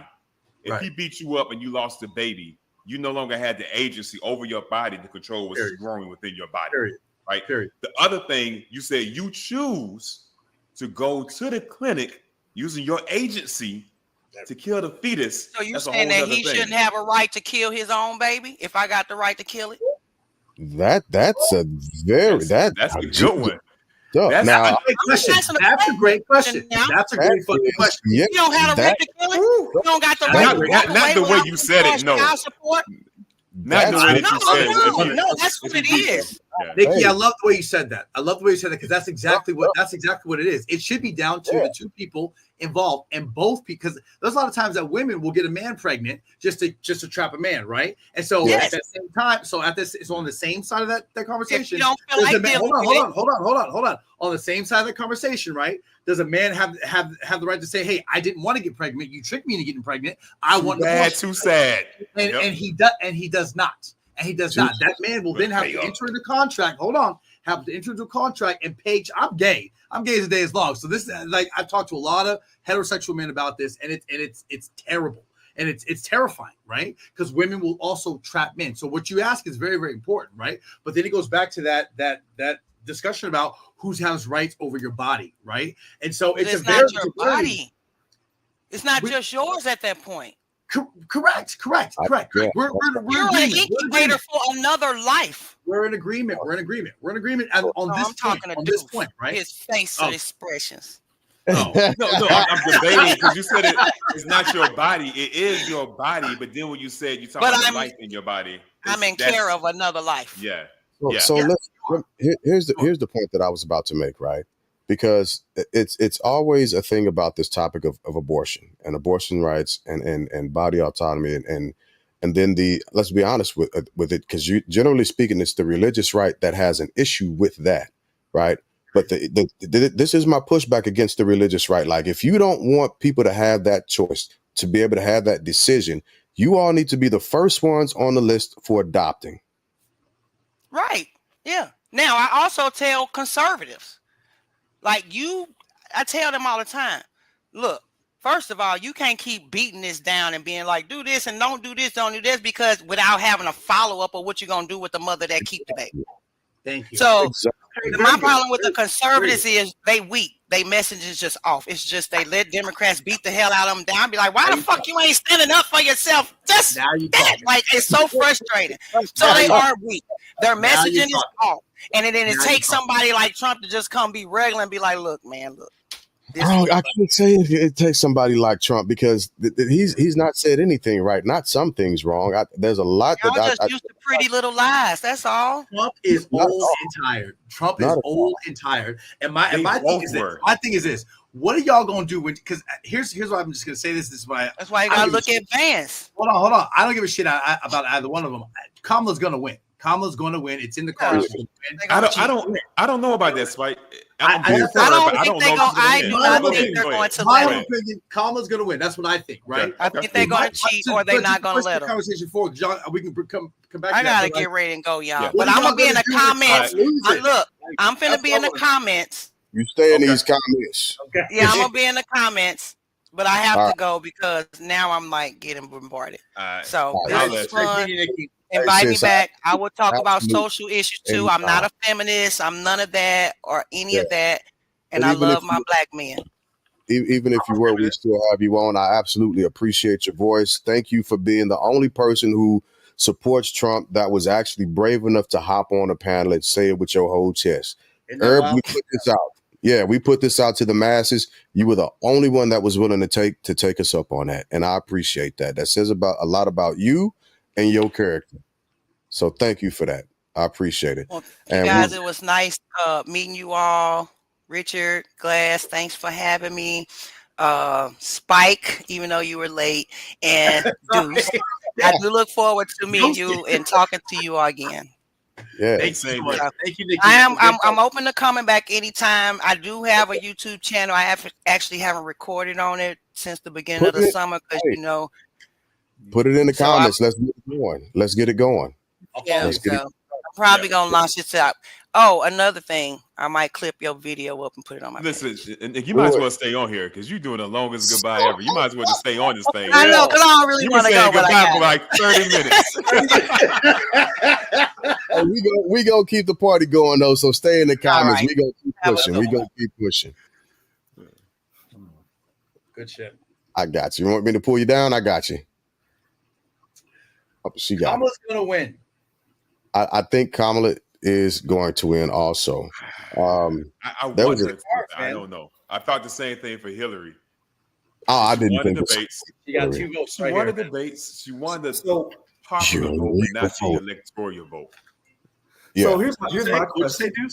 Here's my question on this. When she first entered and she had all that momentum, I thought, wow, she's not going to do any interviews and she's going to pull this off. And I said that was a master stunt by the Democratic Party because they knew that President Biden didn't have it in him to run again. But every time I see these different polls, so if I look at CNN, she's going to win. If I look at News Nation with Chris Cuomo, who knows? If I look at Bill O'Reilly, he says Trump's going to win. If Dr. Lichtman, he says by his 13-point predictor, he's been predicting for 40 years. 49. He's been right 40 of them. Huh. Okay. I thought it was 39. He's been right 39 of the 40 years or whatever. So he's saying that Kamala has this in the bag. She does. She does. Okay. It's in the cards. The way, just to piggyback on what you just said. When it all started at that debate. It all started at that debate when it was Biden against Trump. And Biden got in there and he put on a motherfucking show. The man acted like he didn't know what time of day it was. He didn't know where he was at. He was like, oh, the man. And the Oscar goes to. The reason why he did that, the reason why he did that was because he was setting the Democratic Party up to be okay with what they already had planned. Biden was going to step down and Kamala was going to step in. And so when Biden came out and said, you know what, I'm not running anymore, I was like, damn, I knew that shit was going to happen, right? And then when Kamala stepped up, I was like, oh, shit, this is what it's going to be. This is going to be the first woman to be president. It's time. They're ready. Everybody's ready. Everybody is ready for this. And here's one more thing, and I'll shut up, was that what they did was this, because Biden was the old guy, right? Biden was the old guy. Trump was a little bit younger. The thing was, oh, this old man. Who's the old man now? Trump. And it's embarrassing. Trump is lost. He's delusional. It's embarrassing. I'll shut the hell up. Go ahead. I mean, so I respectfully... Let's spice on that. I just want to say this. I can see how easy it is to jump on that train to say that it was all staged. But let's not forget Biden in certain events. He called up a senator that was dead, had died a couple of months before. This is before the election. He calls Zelensky the president of Russia. You gonna call me my mortal enemy? Bro, get out of here, man. Like, please. That's all design. It's called entertainment, baby. Entertainment. Hey, bro, the way he fell down Air Force One, come on, man. His body can't hold up to all this entertainment. I don't think that was it, but I do think that the Democratic apparatus, they are pleased with the results. I will say that. So let me respond with this to Spike. What I was given the information was that the Democratic Party set up Biden to do a debate early, because they never do it till October. He did it early in June because they knew he didn't have it in him. Somehow that information leaked to the Republican Party years ago, so they were on it. And so when he got into the debate and screwed up, now they said, okay, now we can get you out of here. And he got mad and he said, well, since I got to go, the person that you don't want to run, I'm going to endorse, and I'm going to call my man, Congressman Clyburn in South Carolina, for his AOK. And Congressman Clyburn said, well, if President Biden doesn't want to rerun, well, quite naturally, it has to go to Kamala Harris. And that was that. That's part of it, right? And what the part that's been lost to a lot of people is the actual funding that the Biden-Harris campaign had held on to after the original campaign. That $300 million that nobody else could spend except for one of them. And the Democratic Party, as greedy as those bastards are, they're not stupid by far. They was like, we ain't got too much of a choice. She won't give it to anybody else. So she's either going to spend it now or she's going to hit us later on when we're wanting Jeffries to run and we're not going to be able to do anything with her. And one quick response. The only other person that could have raised that $300 million that quickly was Gavin Newsom. He was the only other one that could raise that money. Real quick. Gavin and Biden Cuomo now. before, I think Cuomo could have came back. Look at Biden now. Have you seen Biden speak now? Yeah. All I want to say is this. Have y'all seen Biden speak now? The man is telling jokes. The man has got jokes. He's like freaking calling people out. He's young, fresh, hip. That man is an actor. Give that man the Oscar. I'm telling you, y'all got played. The Democrats got played. I'm sorry. Y'all Man, listen, but look at the time of his talks. The times are like when old people are like awake. The debate was a little later on in the day. You know, my grandparents used to go to bed like at 8 or 9. They had the debate too late. The talks you're talking about are like at 5 p.m. right before his dinner. Right. That's a great point. I never thought of it like that. But the way they played it, I knew for a fact. So I knew that if Biden wasn't going to do it, it would have to be Harris. Now, what I also stated, and you can ask my lady this, what I also stated is that Harris couldn't bring Jeffries on. She couldn't bring I can't think of his name right now. Shapiro of Miss Pennsylvania? No, not Shapiro, because he was a nominee. He was a candidate for VP, but she couldn't bring the brother from Maryland on. Right, I can't think of his name right now. But he's an alpha. But she couldn't because you couldn't have two people of melanin on one ticket and think that they were going to win. She had to have an older white guy at the end of the day because Older white Christian guy. Yeah. I'm surprised she didn't choose the gay guy. Who's the gay guy? That's Buttigieg. Buttigieg. I was like, dude, that would be crazy because she'd have the the mix. I call it mix because she's not black, she's mixed. I think people should own that. The woman's mixed. I don't know why there's so much crap about that, but the woman is mixed. You know what I'm saying? Happy birthday. Happy birthday. Yeah. Give it up. To you. But anyway, if they would have the woman and the gay, I thought that was going to be like that's who I was rooting for. But anyway, I think. Wow. But if you look at those polls, and this is where Dr. Alan Lichtman, he's confident. But if he's ever going to be wrong on a poll, it'd be this one here. Because allegedly, these polls are only polling more women than men, allegedly, according to Bill O'Reilly. But let's take that in consideration, right? And because there is truth in that, because women vote more than men, especially in our community. Like there's a bunch of brothers that are talking about Trump. And what I want to say is shut the fuck up, because you ain't even finna get out and vote.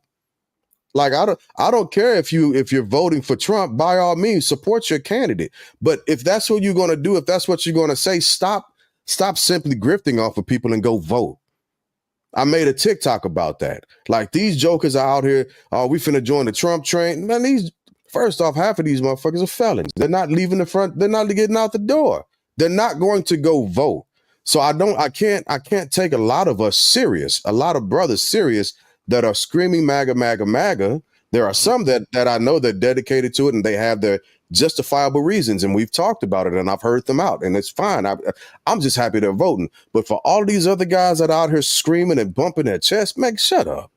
Well, hold on. One quick point on that. Never happened because these cats were all talking no play. So they were like, "Oh, wait for the red wave," and Trump lost that election, and then they couldn't get over it because your asses didn't freaking show up at the polls. But hold on, let's go back to 20. Let's go back to 20 for a second, because 20 in my lifetime was the first time I saw the African American athlete coming out loud and saying we're voting, and I saw rappers coming out saying we're voting. So when they said a lot of black people didn't vote in the 20 election, I'm like, I don't agree with that. I think a lot of black people voted for Biden. I think it was sold like that. I think it may have been sold like that. I don't think our numbers changed like horribly far. I think a younger segment of us began to vote like we always do. And when we're generally speaking at a younger area of our lives and our culture, we tend to vote Democratic. As we continue, we either become conservative or we begin to vote progressively, right? But we generally begin after a certain area of life to break directly away from voting streamlined Democrat because of everything that we're promised that we never get. And we after a while, we get sick of it. But like Spike was saying, to his point, they thought the red wave was going to be coming because this isn't the first time we've heard this rhetoric, and it's happening again. So the shoes came out, right, to pander to us, which was absolutely very disrespectful. The whole thing about the mugshots came out, which was another very. I don't align myself with no goddamn criminal. I don't know what it feels like. Yeah, but that red wave he's referring to is in 22. That's a midterm, and so oftentimes minorities don't turn out a lot in midterms. Okay, I can concede that. Fair. So, I can concede that's that. possible. Listen, if they say you can't push a Republican or a Democrat when you're entrenched with your parties, except for a few exceptions, and now they're saying, okay, Pennsylvania, Wisconsin, Georgia, oh gosh, North Carolina, maybe Arizona, Nevada, the swing states. And they're saying certain counties in these swing states will decide this election. And the question I've been asking everybody, Democrat and Republican, how many white women in those swing counties are going to vote for former President Donald Trump? That's the question I've been asking. Yeah, and I don't think it's as many as it's being publicized because they want bodily autonomy. That's what they're like. The huge thing is like, oh yeah, this, these young black women, they want their abortions. No, it's not us. That's like that. Do we do it? Yeah, we do it. We do. But on a larger scale, no, it's not us. It's just like affirmative action. That shit wasn't started for us. We weren't the biggest beneficiaries of that. That was white women. You couldn't tell a Republican Party that. No, they knew the truth. They spun it. And they gave everybody a villain. They gave everybody a villain. They pointed the finger to people. They spun that narrative and they created that story. They knew the truth behind it, though. So whenever it was debated, whenever I've heard people debate it, right, especially a conservative, a hardcore media mogul get somebody attacking, they shift, they lift and shift it really, really quickly, and they want to get out of that arena because that fire is hot as shit, especially when you start talking the stats on it. Then they directly run away. So the one issue, and Nikki showed it tonight, the one issue that the Republican Party can't pull off is the abortion issue, and they should walk away from that. Illegal immigration, Second Amendment, the LBGT issue, the transgender, those are winning arguments for them. But the abortion issue, they should walk away from. It's too late. They've dug in. Yeah, something that you guys were talking about that I just wanted to just touch base on, and then I gotta get out of here. We gotta get some food. But was the black jobs thing. The black jobs thing I wanted to talk about because first of all, Trump was pandering. He was pandering, and conservatives, they will not own that. They will not own the fact that the man was pandering because you can't tell what a black job is to save your damn life. But to push the conversation forward, where they missed it, because he said black and brown jobs, so he was pandering to the colored people. He was pandering to colored folks, right? And so conservatives, they can't own that shit, right? But here's where I'm gonna make y'all kind of be like, well, what the fuck? Is because he's the thing about it, this whole immigration shit is this is what I personally feel about it. We are being replaced, and I know it's gonna sound crazy coming out of my mouth, but we are being replaced. The American civilian, I don't give a fuck what side you're from, what color shade you are. We are being replaced, right? We want too much. We want to be respected on our jobs. We want to earn a significant amount of money, and we don't want to work that much, right? Because that's who we are. We're entitled to that, and honestly, that's the way it should be. These corporations, fuck these corporations, right?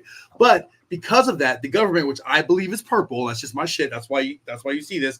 The government, which I believe is purple, they're on the same team. They're the same people. Doesn't matter who you vote for. You vote for one color. It's purple, right? They are letting all these immigrants in because listen. How long has the border shit been an issue? My entire life. I'm 43 years old. The border has never been closed. It's always been an issue my entire fucking life. If they wanted to close the border, they would have closed the damn border. They don't want to close the border because they want to let these new people in, because these new people are more docile than we are. And they will, and it's not their fault. It's not these immigrants' fault, right? We're going about it wrong. This is where the conservatives are fucking up. They're looking at them as the enemy, and that's just this purple fucking government shaking the jar. That's just shaking the jar, right? They're giving them all this housing, they're giving them loans on their housing, shit like that, and they're doing that, and they're broadcasting information to make these Republicans mad because this is the new division. This is how they divide, right? The same shit happened with COVID. The same shit happened with black and white, gay, straight, Christian. They're very, very skilled with dividing people, and one of the ways they do it is they make the other party look like they're getting everything for free and you're not getting nothing, right? They did the exact same thing in COVID. People who got vaccinated, you can go out, you can do all these things. The unvaccinated, you can't do anything, right? I don't want to get into that. That's what happened, right? We all lived that. That's what it was. You guys can get into it if you want to, but that's what this is about. And so we need to, what I think the problem is on both sides is that we need to stop fighting each other with this shit and realize, oh shit, we are being replaced. We are being replaced. These people will come in, they'll work for less, they won't complain, and they'll be happy about what they have. And you know what I'm saying? And so it's just like, and then on top of that, like the whole fucking robotics world that's taking over it, and that's job. That's what's taking the job. First of all, thank you, Tesla, because I bought some Tesla options. I swung that mug. Bro, I'm not seeing that. That's just taking your damn taxi job. cab joint. You know? Yo, Tesla was at 208. It's not a finance thing, but it's up there. But AI is scary, man, because I know you said it's for Americans, but I'm going to take it back to black folks. We are not in STEM. We are not the ones developing AI. We are not the ones programming it. We are the first line to be replaced by AI. And I think people say, oh, it's down the line, it's down the line. I even see people talk bad or trying to put the brakes on the Tesla exhibit with the automatic taxi and the little AI robot. There was something else out there. I think it's closer than what we think, man. Right? It's yesterday. It's yesterday and 10 years ago. You know what I mean? Go ahead. Deuce, 2014, when I was out in California and I stayed on Moffett, I don't know if you remember seeing those little robots that they had out on what was it? Yeah, in the parking lots. They had those robots, the security guards that were out there in 2014, right? They had the self-driving vehicles 2015, 2016 in California while we were out there. Also, it was started out as Waymo and then Google, so on and so forth. So I had been saying this several years ago. I said, by the time our children graduate college, AI will have replaced 20 to 25% of the job of the career field. I said that years ago, right? And Spike, to your point, you were correct, right? There was another study that was done a couple of years ago. I said this as well. Even when they were saying that our culture were between 11 and 13%, I got to start taking notes, like I said, dude. So I got to start writing this shit down instead of memorizing it. But they were saying that our population was at 11 or 13%, and then they began to separate the black and brown, and they said that the brown population was sitting right at about 10.5, 11%. And then they gave the numbers, and all of a sudden, the brown community at that time had pushed forward to 16, 17, almost 20%, right? That was several years ago. Now, they began to miss the mark, right? And this becomes the why. You're 100% correct. Americans, we get complacent fast, and we want more for less, right? Rightfully so. We're the richest nation in the world. God damn it, give me mine. Give me mine. However, you have to keep capitalism going, and everybody cannot be rich. Everybody can't be. That ends capitalism. America is a capitalistic society with undertones of religion to help spread the gospel of capitalism. That's what's happened, and that's true. So let me throw this in. Let me throw this in real quick. Someone asked me to read this article, like a pamphlet, and they said that every great empire has a 240, 260-year reign. You read it too, okay? So the Roman Empire, they had two. The Roman Empire and the Roman Republic, they had two reigns. Okay, one of my cousins said, Richard, we're at the end of our reign. Yeah. If if you're right, Spike, about this AI, and Deuce too, and you too, Mr. Glass, if you're right about this AI, then this country will have to become socialism, because if you don't create enough jobs, then you have to print the money that you've been printing for free. You are going to have to provide social justice money to people to not work. Y'all So better go. what do you want? But here's the scary thing with that, Richard. To add on to what you're saying, to jump onto that train too, I think the scariest thing outside of AI is the power of the dollar and the influence of the dollar. It's losing, right? Because listen, I was at the at Swit. Let me not say that. Anyways, I was at a place, right? A lot of smart people that are American First type cats, right? That was working there, and I brought up BRICS, and I said, "Yo, I see a lot of countries are aligning with BRICS, and they're working on creating their own currency. A couple countries in Africa are trying to do their own thing too, but BRICS is pulling these countries off of the American dollar standard and replacing it with their currency, right? That's competition for the dollar. That's one of the things that people don't know that. And one of the things that why the American military is so great is to protect the American interests, i.e. the American dollar and our country's reliance on it, right? If these countries pull their reserve bank off the American standard and start trading something else, we lose influence in the world. I think that might even happen before. And if that happens and AI takes over, we won't be able to create that social society that you're talking about. So wait a minute, hold on. I had this argument in college, in class, and all my classmates jumped on me, and the teacher defended me. I said, in 20 or 30 years, I said this back in 2006 or 7. I said, in about 20 or 30 years, the US dollar will not be the number one currency, but it will always be, and this is where I'm betting on, quote, the European American's prejudice. I'm betting on this. I'm betting on him. That it will always be the most revered. So in other words, the US dollar may lose its number one currency position, but if I go out here and rob 6 liquor stores and they ask me when I run to Brazil, how you want your money exchanged or how do you want to hide your money in? The US dollar is where I'll hide my money in any country in the world, even if it ain't the number one currency, because I'm betting on the arrogance of my country, our country, and I'm betting on the CIA to do their job. Okay. Team, I'm gonna say this one last controversial thing for y'all just to consider, and maybe Mr. Glass, you talk about it on the next one. No, don't throw it out here. He's gonna throw it out here and dip. I know what you're about to do, man. I know that move. Listen, I've not said this out loud to anybody. Okay, I've not said this out loud. After you say some final thoughts. You doing final thoughts? Yeah. So go ahead. After you say it. No, after you say it, you got to say it now. You started. Okay, I'm gonna say it. Okay, cool. I'm gonna say it. This is what I truly, in my heart of hearts, believe. I said this in a post before, but I didn't really go into detail with it. What I'm gonna say is this, because what I said was this. I said that Trumpers are not ready for Kamala to win, and Biden folks or Harris people are not ready for Trump to win. And that's what we aren't. We're not having that conversation, right? What's gonna happen with either one of them? What's going to happen when either one of them win, right? And what I said was, what we're not talking about is that, again, I think the government's purple, right? And I think this is all strategic. I think we are gearing up for the next civil war. This is what I honestly think. I think there's a lot of angst. There's a lot of shit going on. A lot of it's online, right? A lot of it's online. I will give that the benefit of the doubt, right? That maybe this is just an online thing. I'm thinking too much into it. I will meet you there. But at the same time, the way everything is happening, the way we haven't had any choices in any. The people voting for Harris, they did not choose Harris. That was chosen for them. Hold on. The people that chose Trump, same fucking position. That's where we are alike. They didn't choose Trump and we didn't choose Harris. Those were decided for us. They're purple, right? So what I truly think is this, is that, and I hear you on the primaries. What I truly think is this, is that this is going to be the last election. I've never said that out loud. I think if this is going to be the last election, I think there's some, especially if we're at the end of our dynasty. Just listen. If we're at the end of our dynasty, okay, I truly think that this is going to be the last time that anybody's ever going to have a choice in anything, the supposed choice, because I don't think there was ever a choice to begin with. But I think this is going to be the last election. That's my, and I'll do final thoughts with y'all. Go ahead. All right, I'm writing that down. Yeah.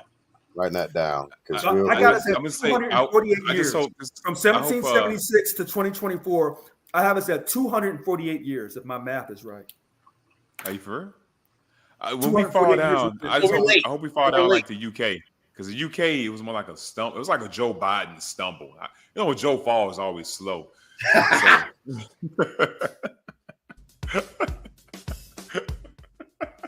All right, that's the transition music. That's the transition music. Let's go ahead and move into final thoughts. I need to make sure that that's not too loud. It sounds good on this end. Yeah, it sounds good to me. Okay, all right. Maybe it's just my headphones then. My bad. All right, so final thoughts starting out with Rich. It's on you. Oh, boy, you came at me quick tonight. So, all right, let me see if I can get this done in 2 minutes. I love tonight's conversation. I wish that Nikki could have stayed on a little longer. You know, there's some good things about the Democratic Party. There's some good things about the Republican Party. And then the other parties, their voice is completely silenced. And that's a problem. So when I became a no political party preference individual, you know, I want everyone to have a voice. And not one party has the keys to the afterlife. And so in this great country, we've got some deep character faults in our foundation. But I haven't lost hope for our country or for our people. And even though we can't trust a lot of things we see in the media, it gets reported as facts, and then it comes out later that they weren't really facts. So there's so much confusion in social media, on the internet, even on news stations. You know, news stations are not like they used to be when they were really journalistic. Now they have an opinion because they got shareholders they're trying to answer to so they can compete with the other news stations. Everything is in a free-for-all. We've been hearing for years about possibly a civil war. That movie, The Purge, I don't know. So I'll end it with this. What Spike said, if the Democrats lose, can they accept the fact that former President Donald Trump has won again and got through all these court cases? I don't know. Can Donald Trump, if he loses, can he accept that he lost a second straight time and he had 4 years to stop all the corruption in the ballot box and he was unable to do it? Can he and the Republican Party, can they accept defeat? I don't know. I'll have to check back with the Confederacy and see if they've accepted defeat from me. I don't know. So at the end of the day, do I see something good coming for this country in the next 20 years? No, I don't. But I still have hope. I'm done. All right. Spike, I know you got to go and get you something to eat, so let's get you up here next. Thank you so much, the family bloodline, for having me on. As I love being on the show. There's my cat Lola right there. She's hungry. This is all I gotta say, guys. Is the thing that I want you to understand most. The question I want you to ask yourselves most is, what am I being asked to believe? Whatever comes across your FYP, across your TV, across your social media, on YouTube, ask yourself, what am I being asked to believe? And do not for a second think that your own government, they're purple by the way, is not above propaganda, okay? And propaganda is very, very skilled. It takes a strong skill set to make propaganda, and it's very believable. And where they got us most is our emotion, okay? We are emotional people, and they can tie you in, right? They got the gays, they got the Christians, they got the blacks, they got the whites, they got them all, right? And they got us by our balls and our vaginas in emotion, okay? So tap out before you get, I don't know what the hell I'm trying to say, but anyway, I love y'all. That's my time. I was trying to make something rhyme, and I Appreciate it. All right. Deuce, where you at? First off, Deuce, let me say, that's a nice mic you got there, my friend. I like that.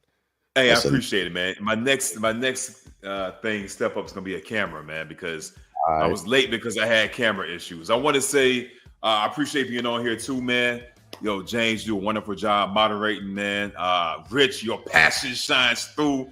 And Spike, first time I met you, man, I appreciate your thought-provoking questions on how you deliver it, man. It's boom, boom, really fast. Just kind of like tag on to what they said. The future could be bleak. I also have hope. I think, once again, we're looking at the wrong game, man. It's checkers, not badminton. It's capitalism. It's raising funds to get the right people in office. I will push back a little on what Spike said about the puppet master in the government. I think back in the day they were, but bipartisanship is decreasing, and I think we're getting more idiots up there now, right? So I think that makes it real scary. And it goes to Rich's point: when you start getting a weak government, an idiotic government, things start to crumble, and we're more divided. We're growing more divided by the minute, right? People can't even have intelligent discourse. So I think conversations like this, being a template to the 4, 5, 6.5 people that's watching us, being the template they can share and this could grow. I think that's a key thing, man. So I really appreciate this conversation. And James, thanks for bringing these people together and we all talking and no one's cutting the person. We're cutting the ideals, you know? That's, yeah. I can dig it.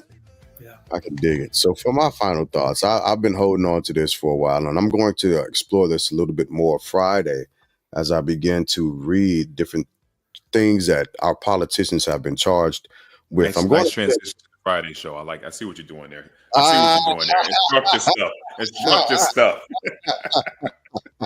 Hey, we got to keep it moving, man.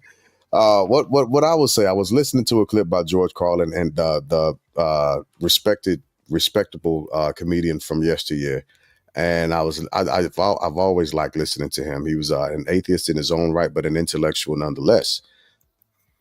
When he said that I don't really complain about politicians, and he gave this grandiose gesture as to why. But at the end of the day, he said, "Listen, these politicians aren't coming out of some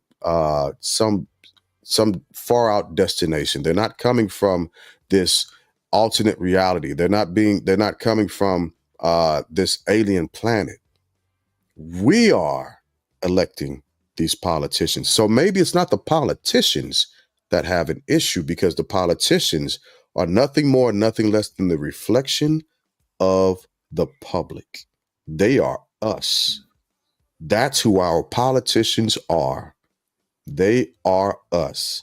And if we want to take our politicians seriously, and if we want to talk crap about our politicians, my fellow Americans, we have to look in the mirror and look at ourselves and say, what the hell are we doing? Because that is us, America. $17 million. We've paid $17 million to settle cases from our politicians, from an account set up by the U.S. Treasury, funded by the taxpayer. So I will end my final thought there. And can you send that link to us? Politicians, we pick the right politicians, man. That link that can you send us that link for Friday? No, nobody's talking to you. Stop. Can you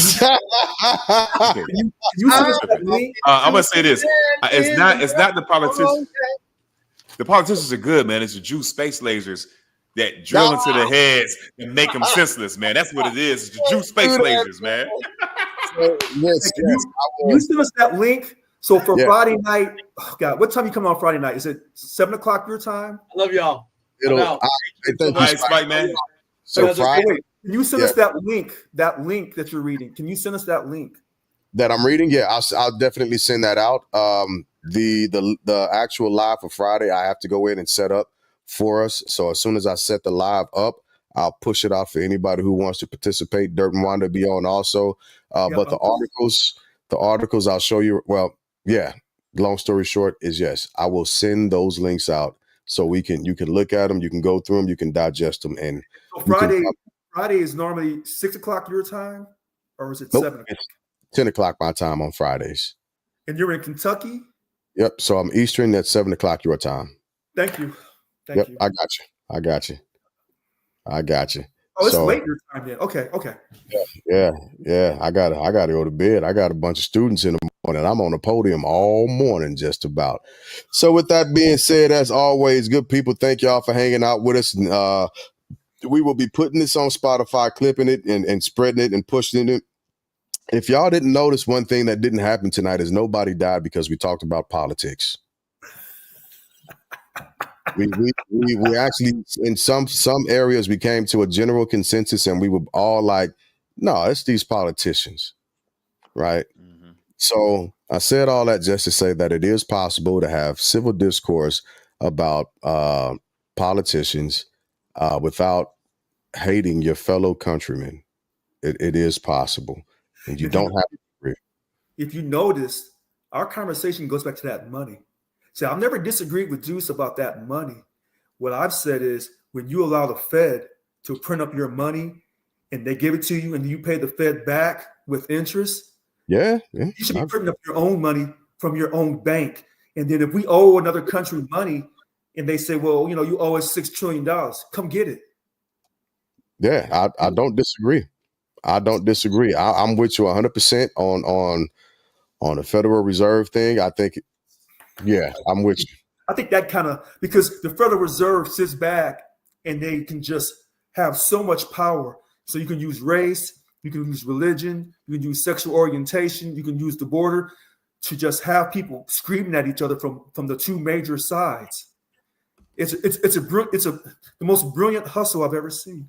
Yeah, it's amazing, especially when you dig in and you start actually reading it and looking at the work and how it's laid out. It's mind-boggling. Like, whoa, you have to be a straight genius, a serious genius to be able to do this. But anyway, I got to get some sleep. Y'all been anywhere else in the world? I appreciate y'all for hanging out. Again, these keep going longer and longer. We had 2 hours and 15 minutes this time, gentlemen. It's amazing. Man, That's I didn't amazing. know it lasted that long, man. I know, right? I know. I'm not gonna let y'all give me another conversation. No. Rich, love you, bro. James, love you. I'm out. I would not let. I'm out. I promise. Thank y'all for hanging out. God bless and good night.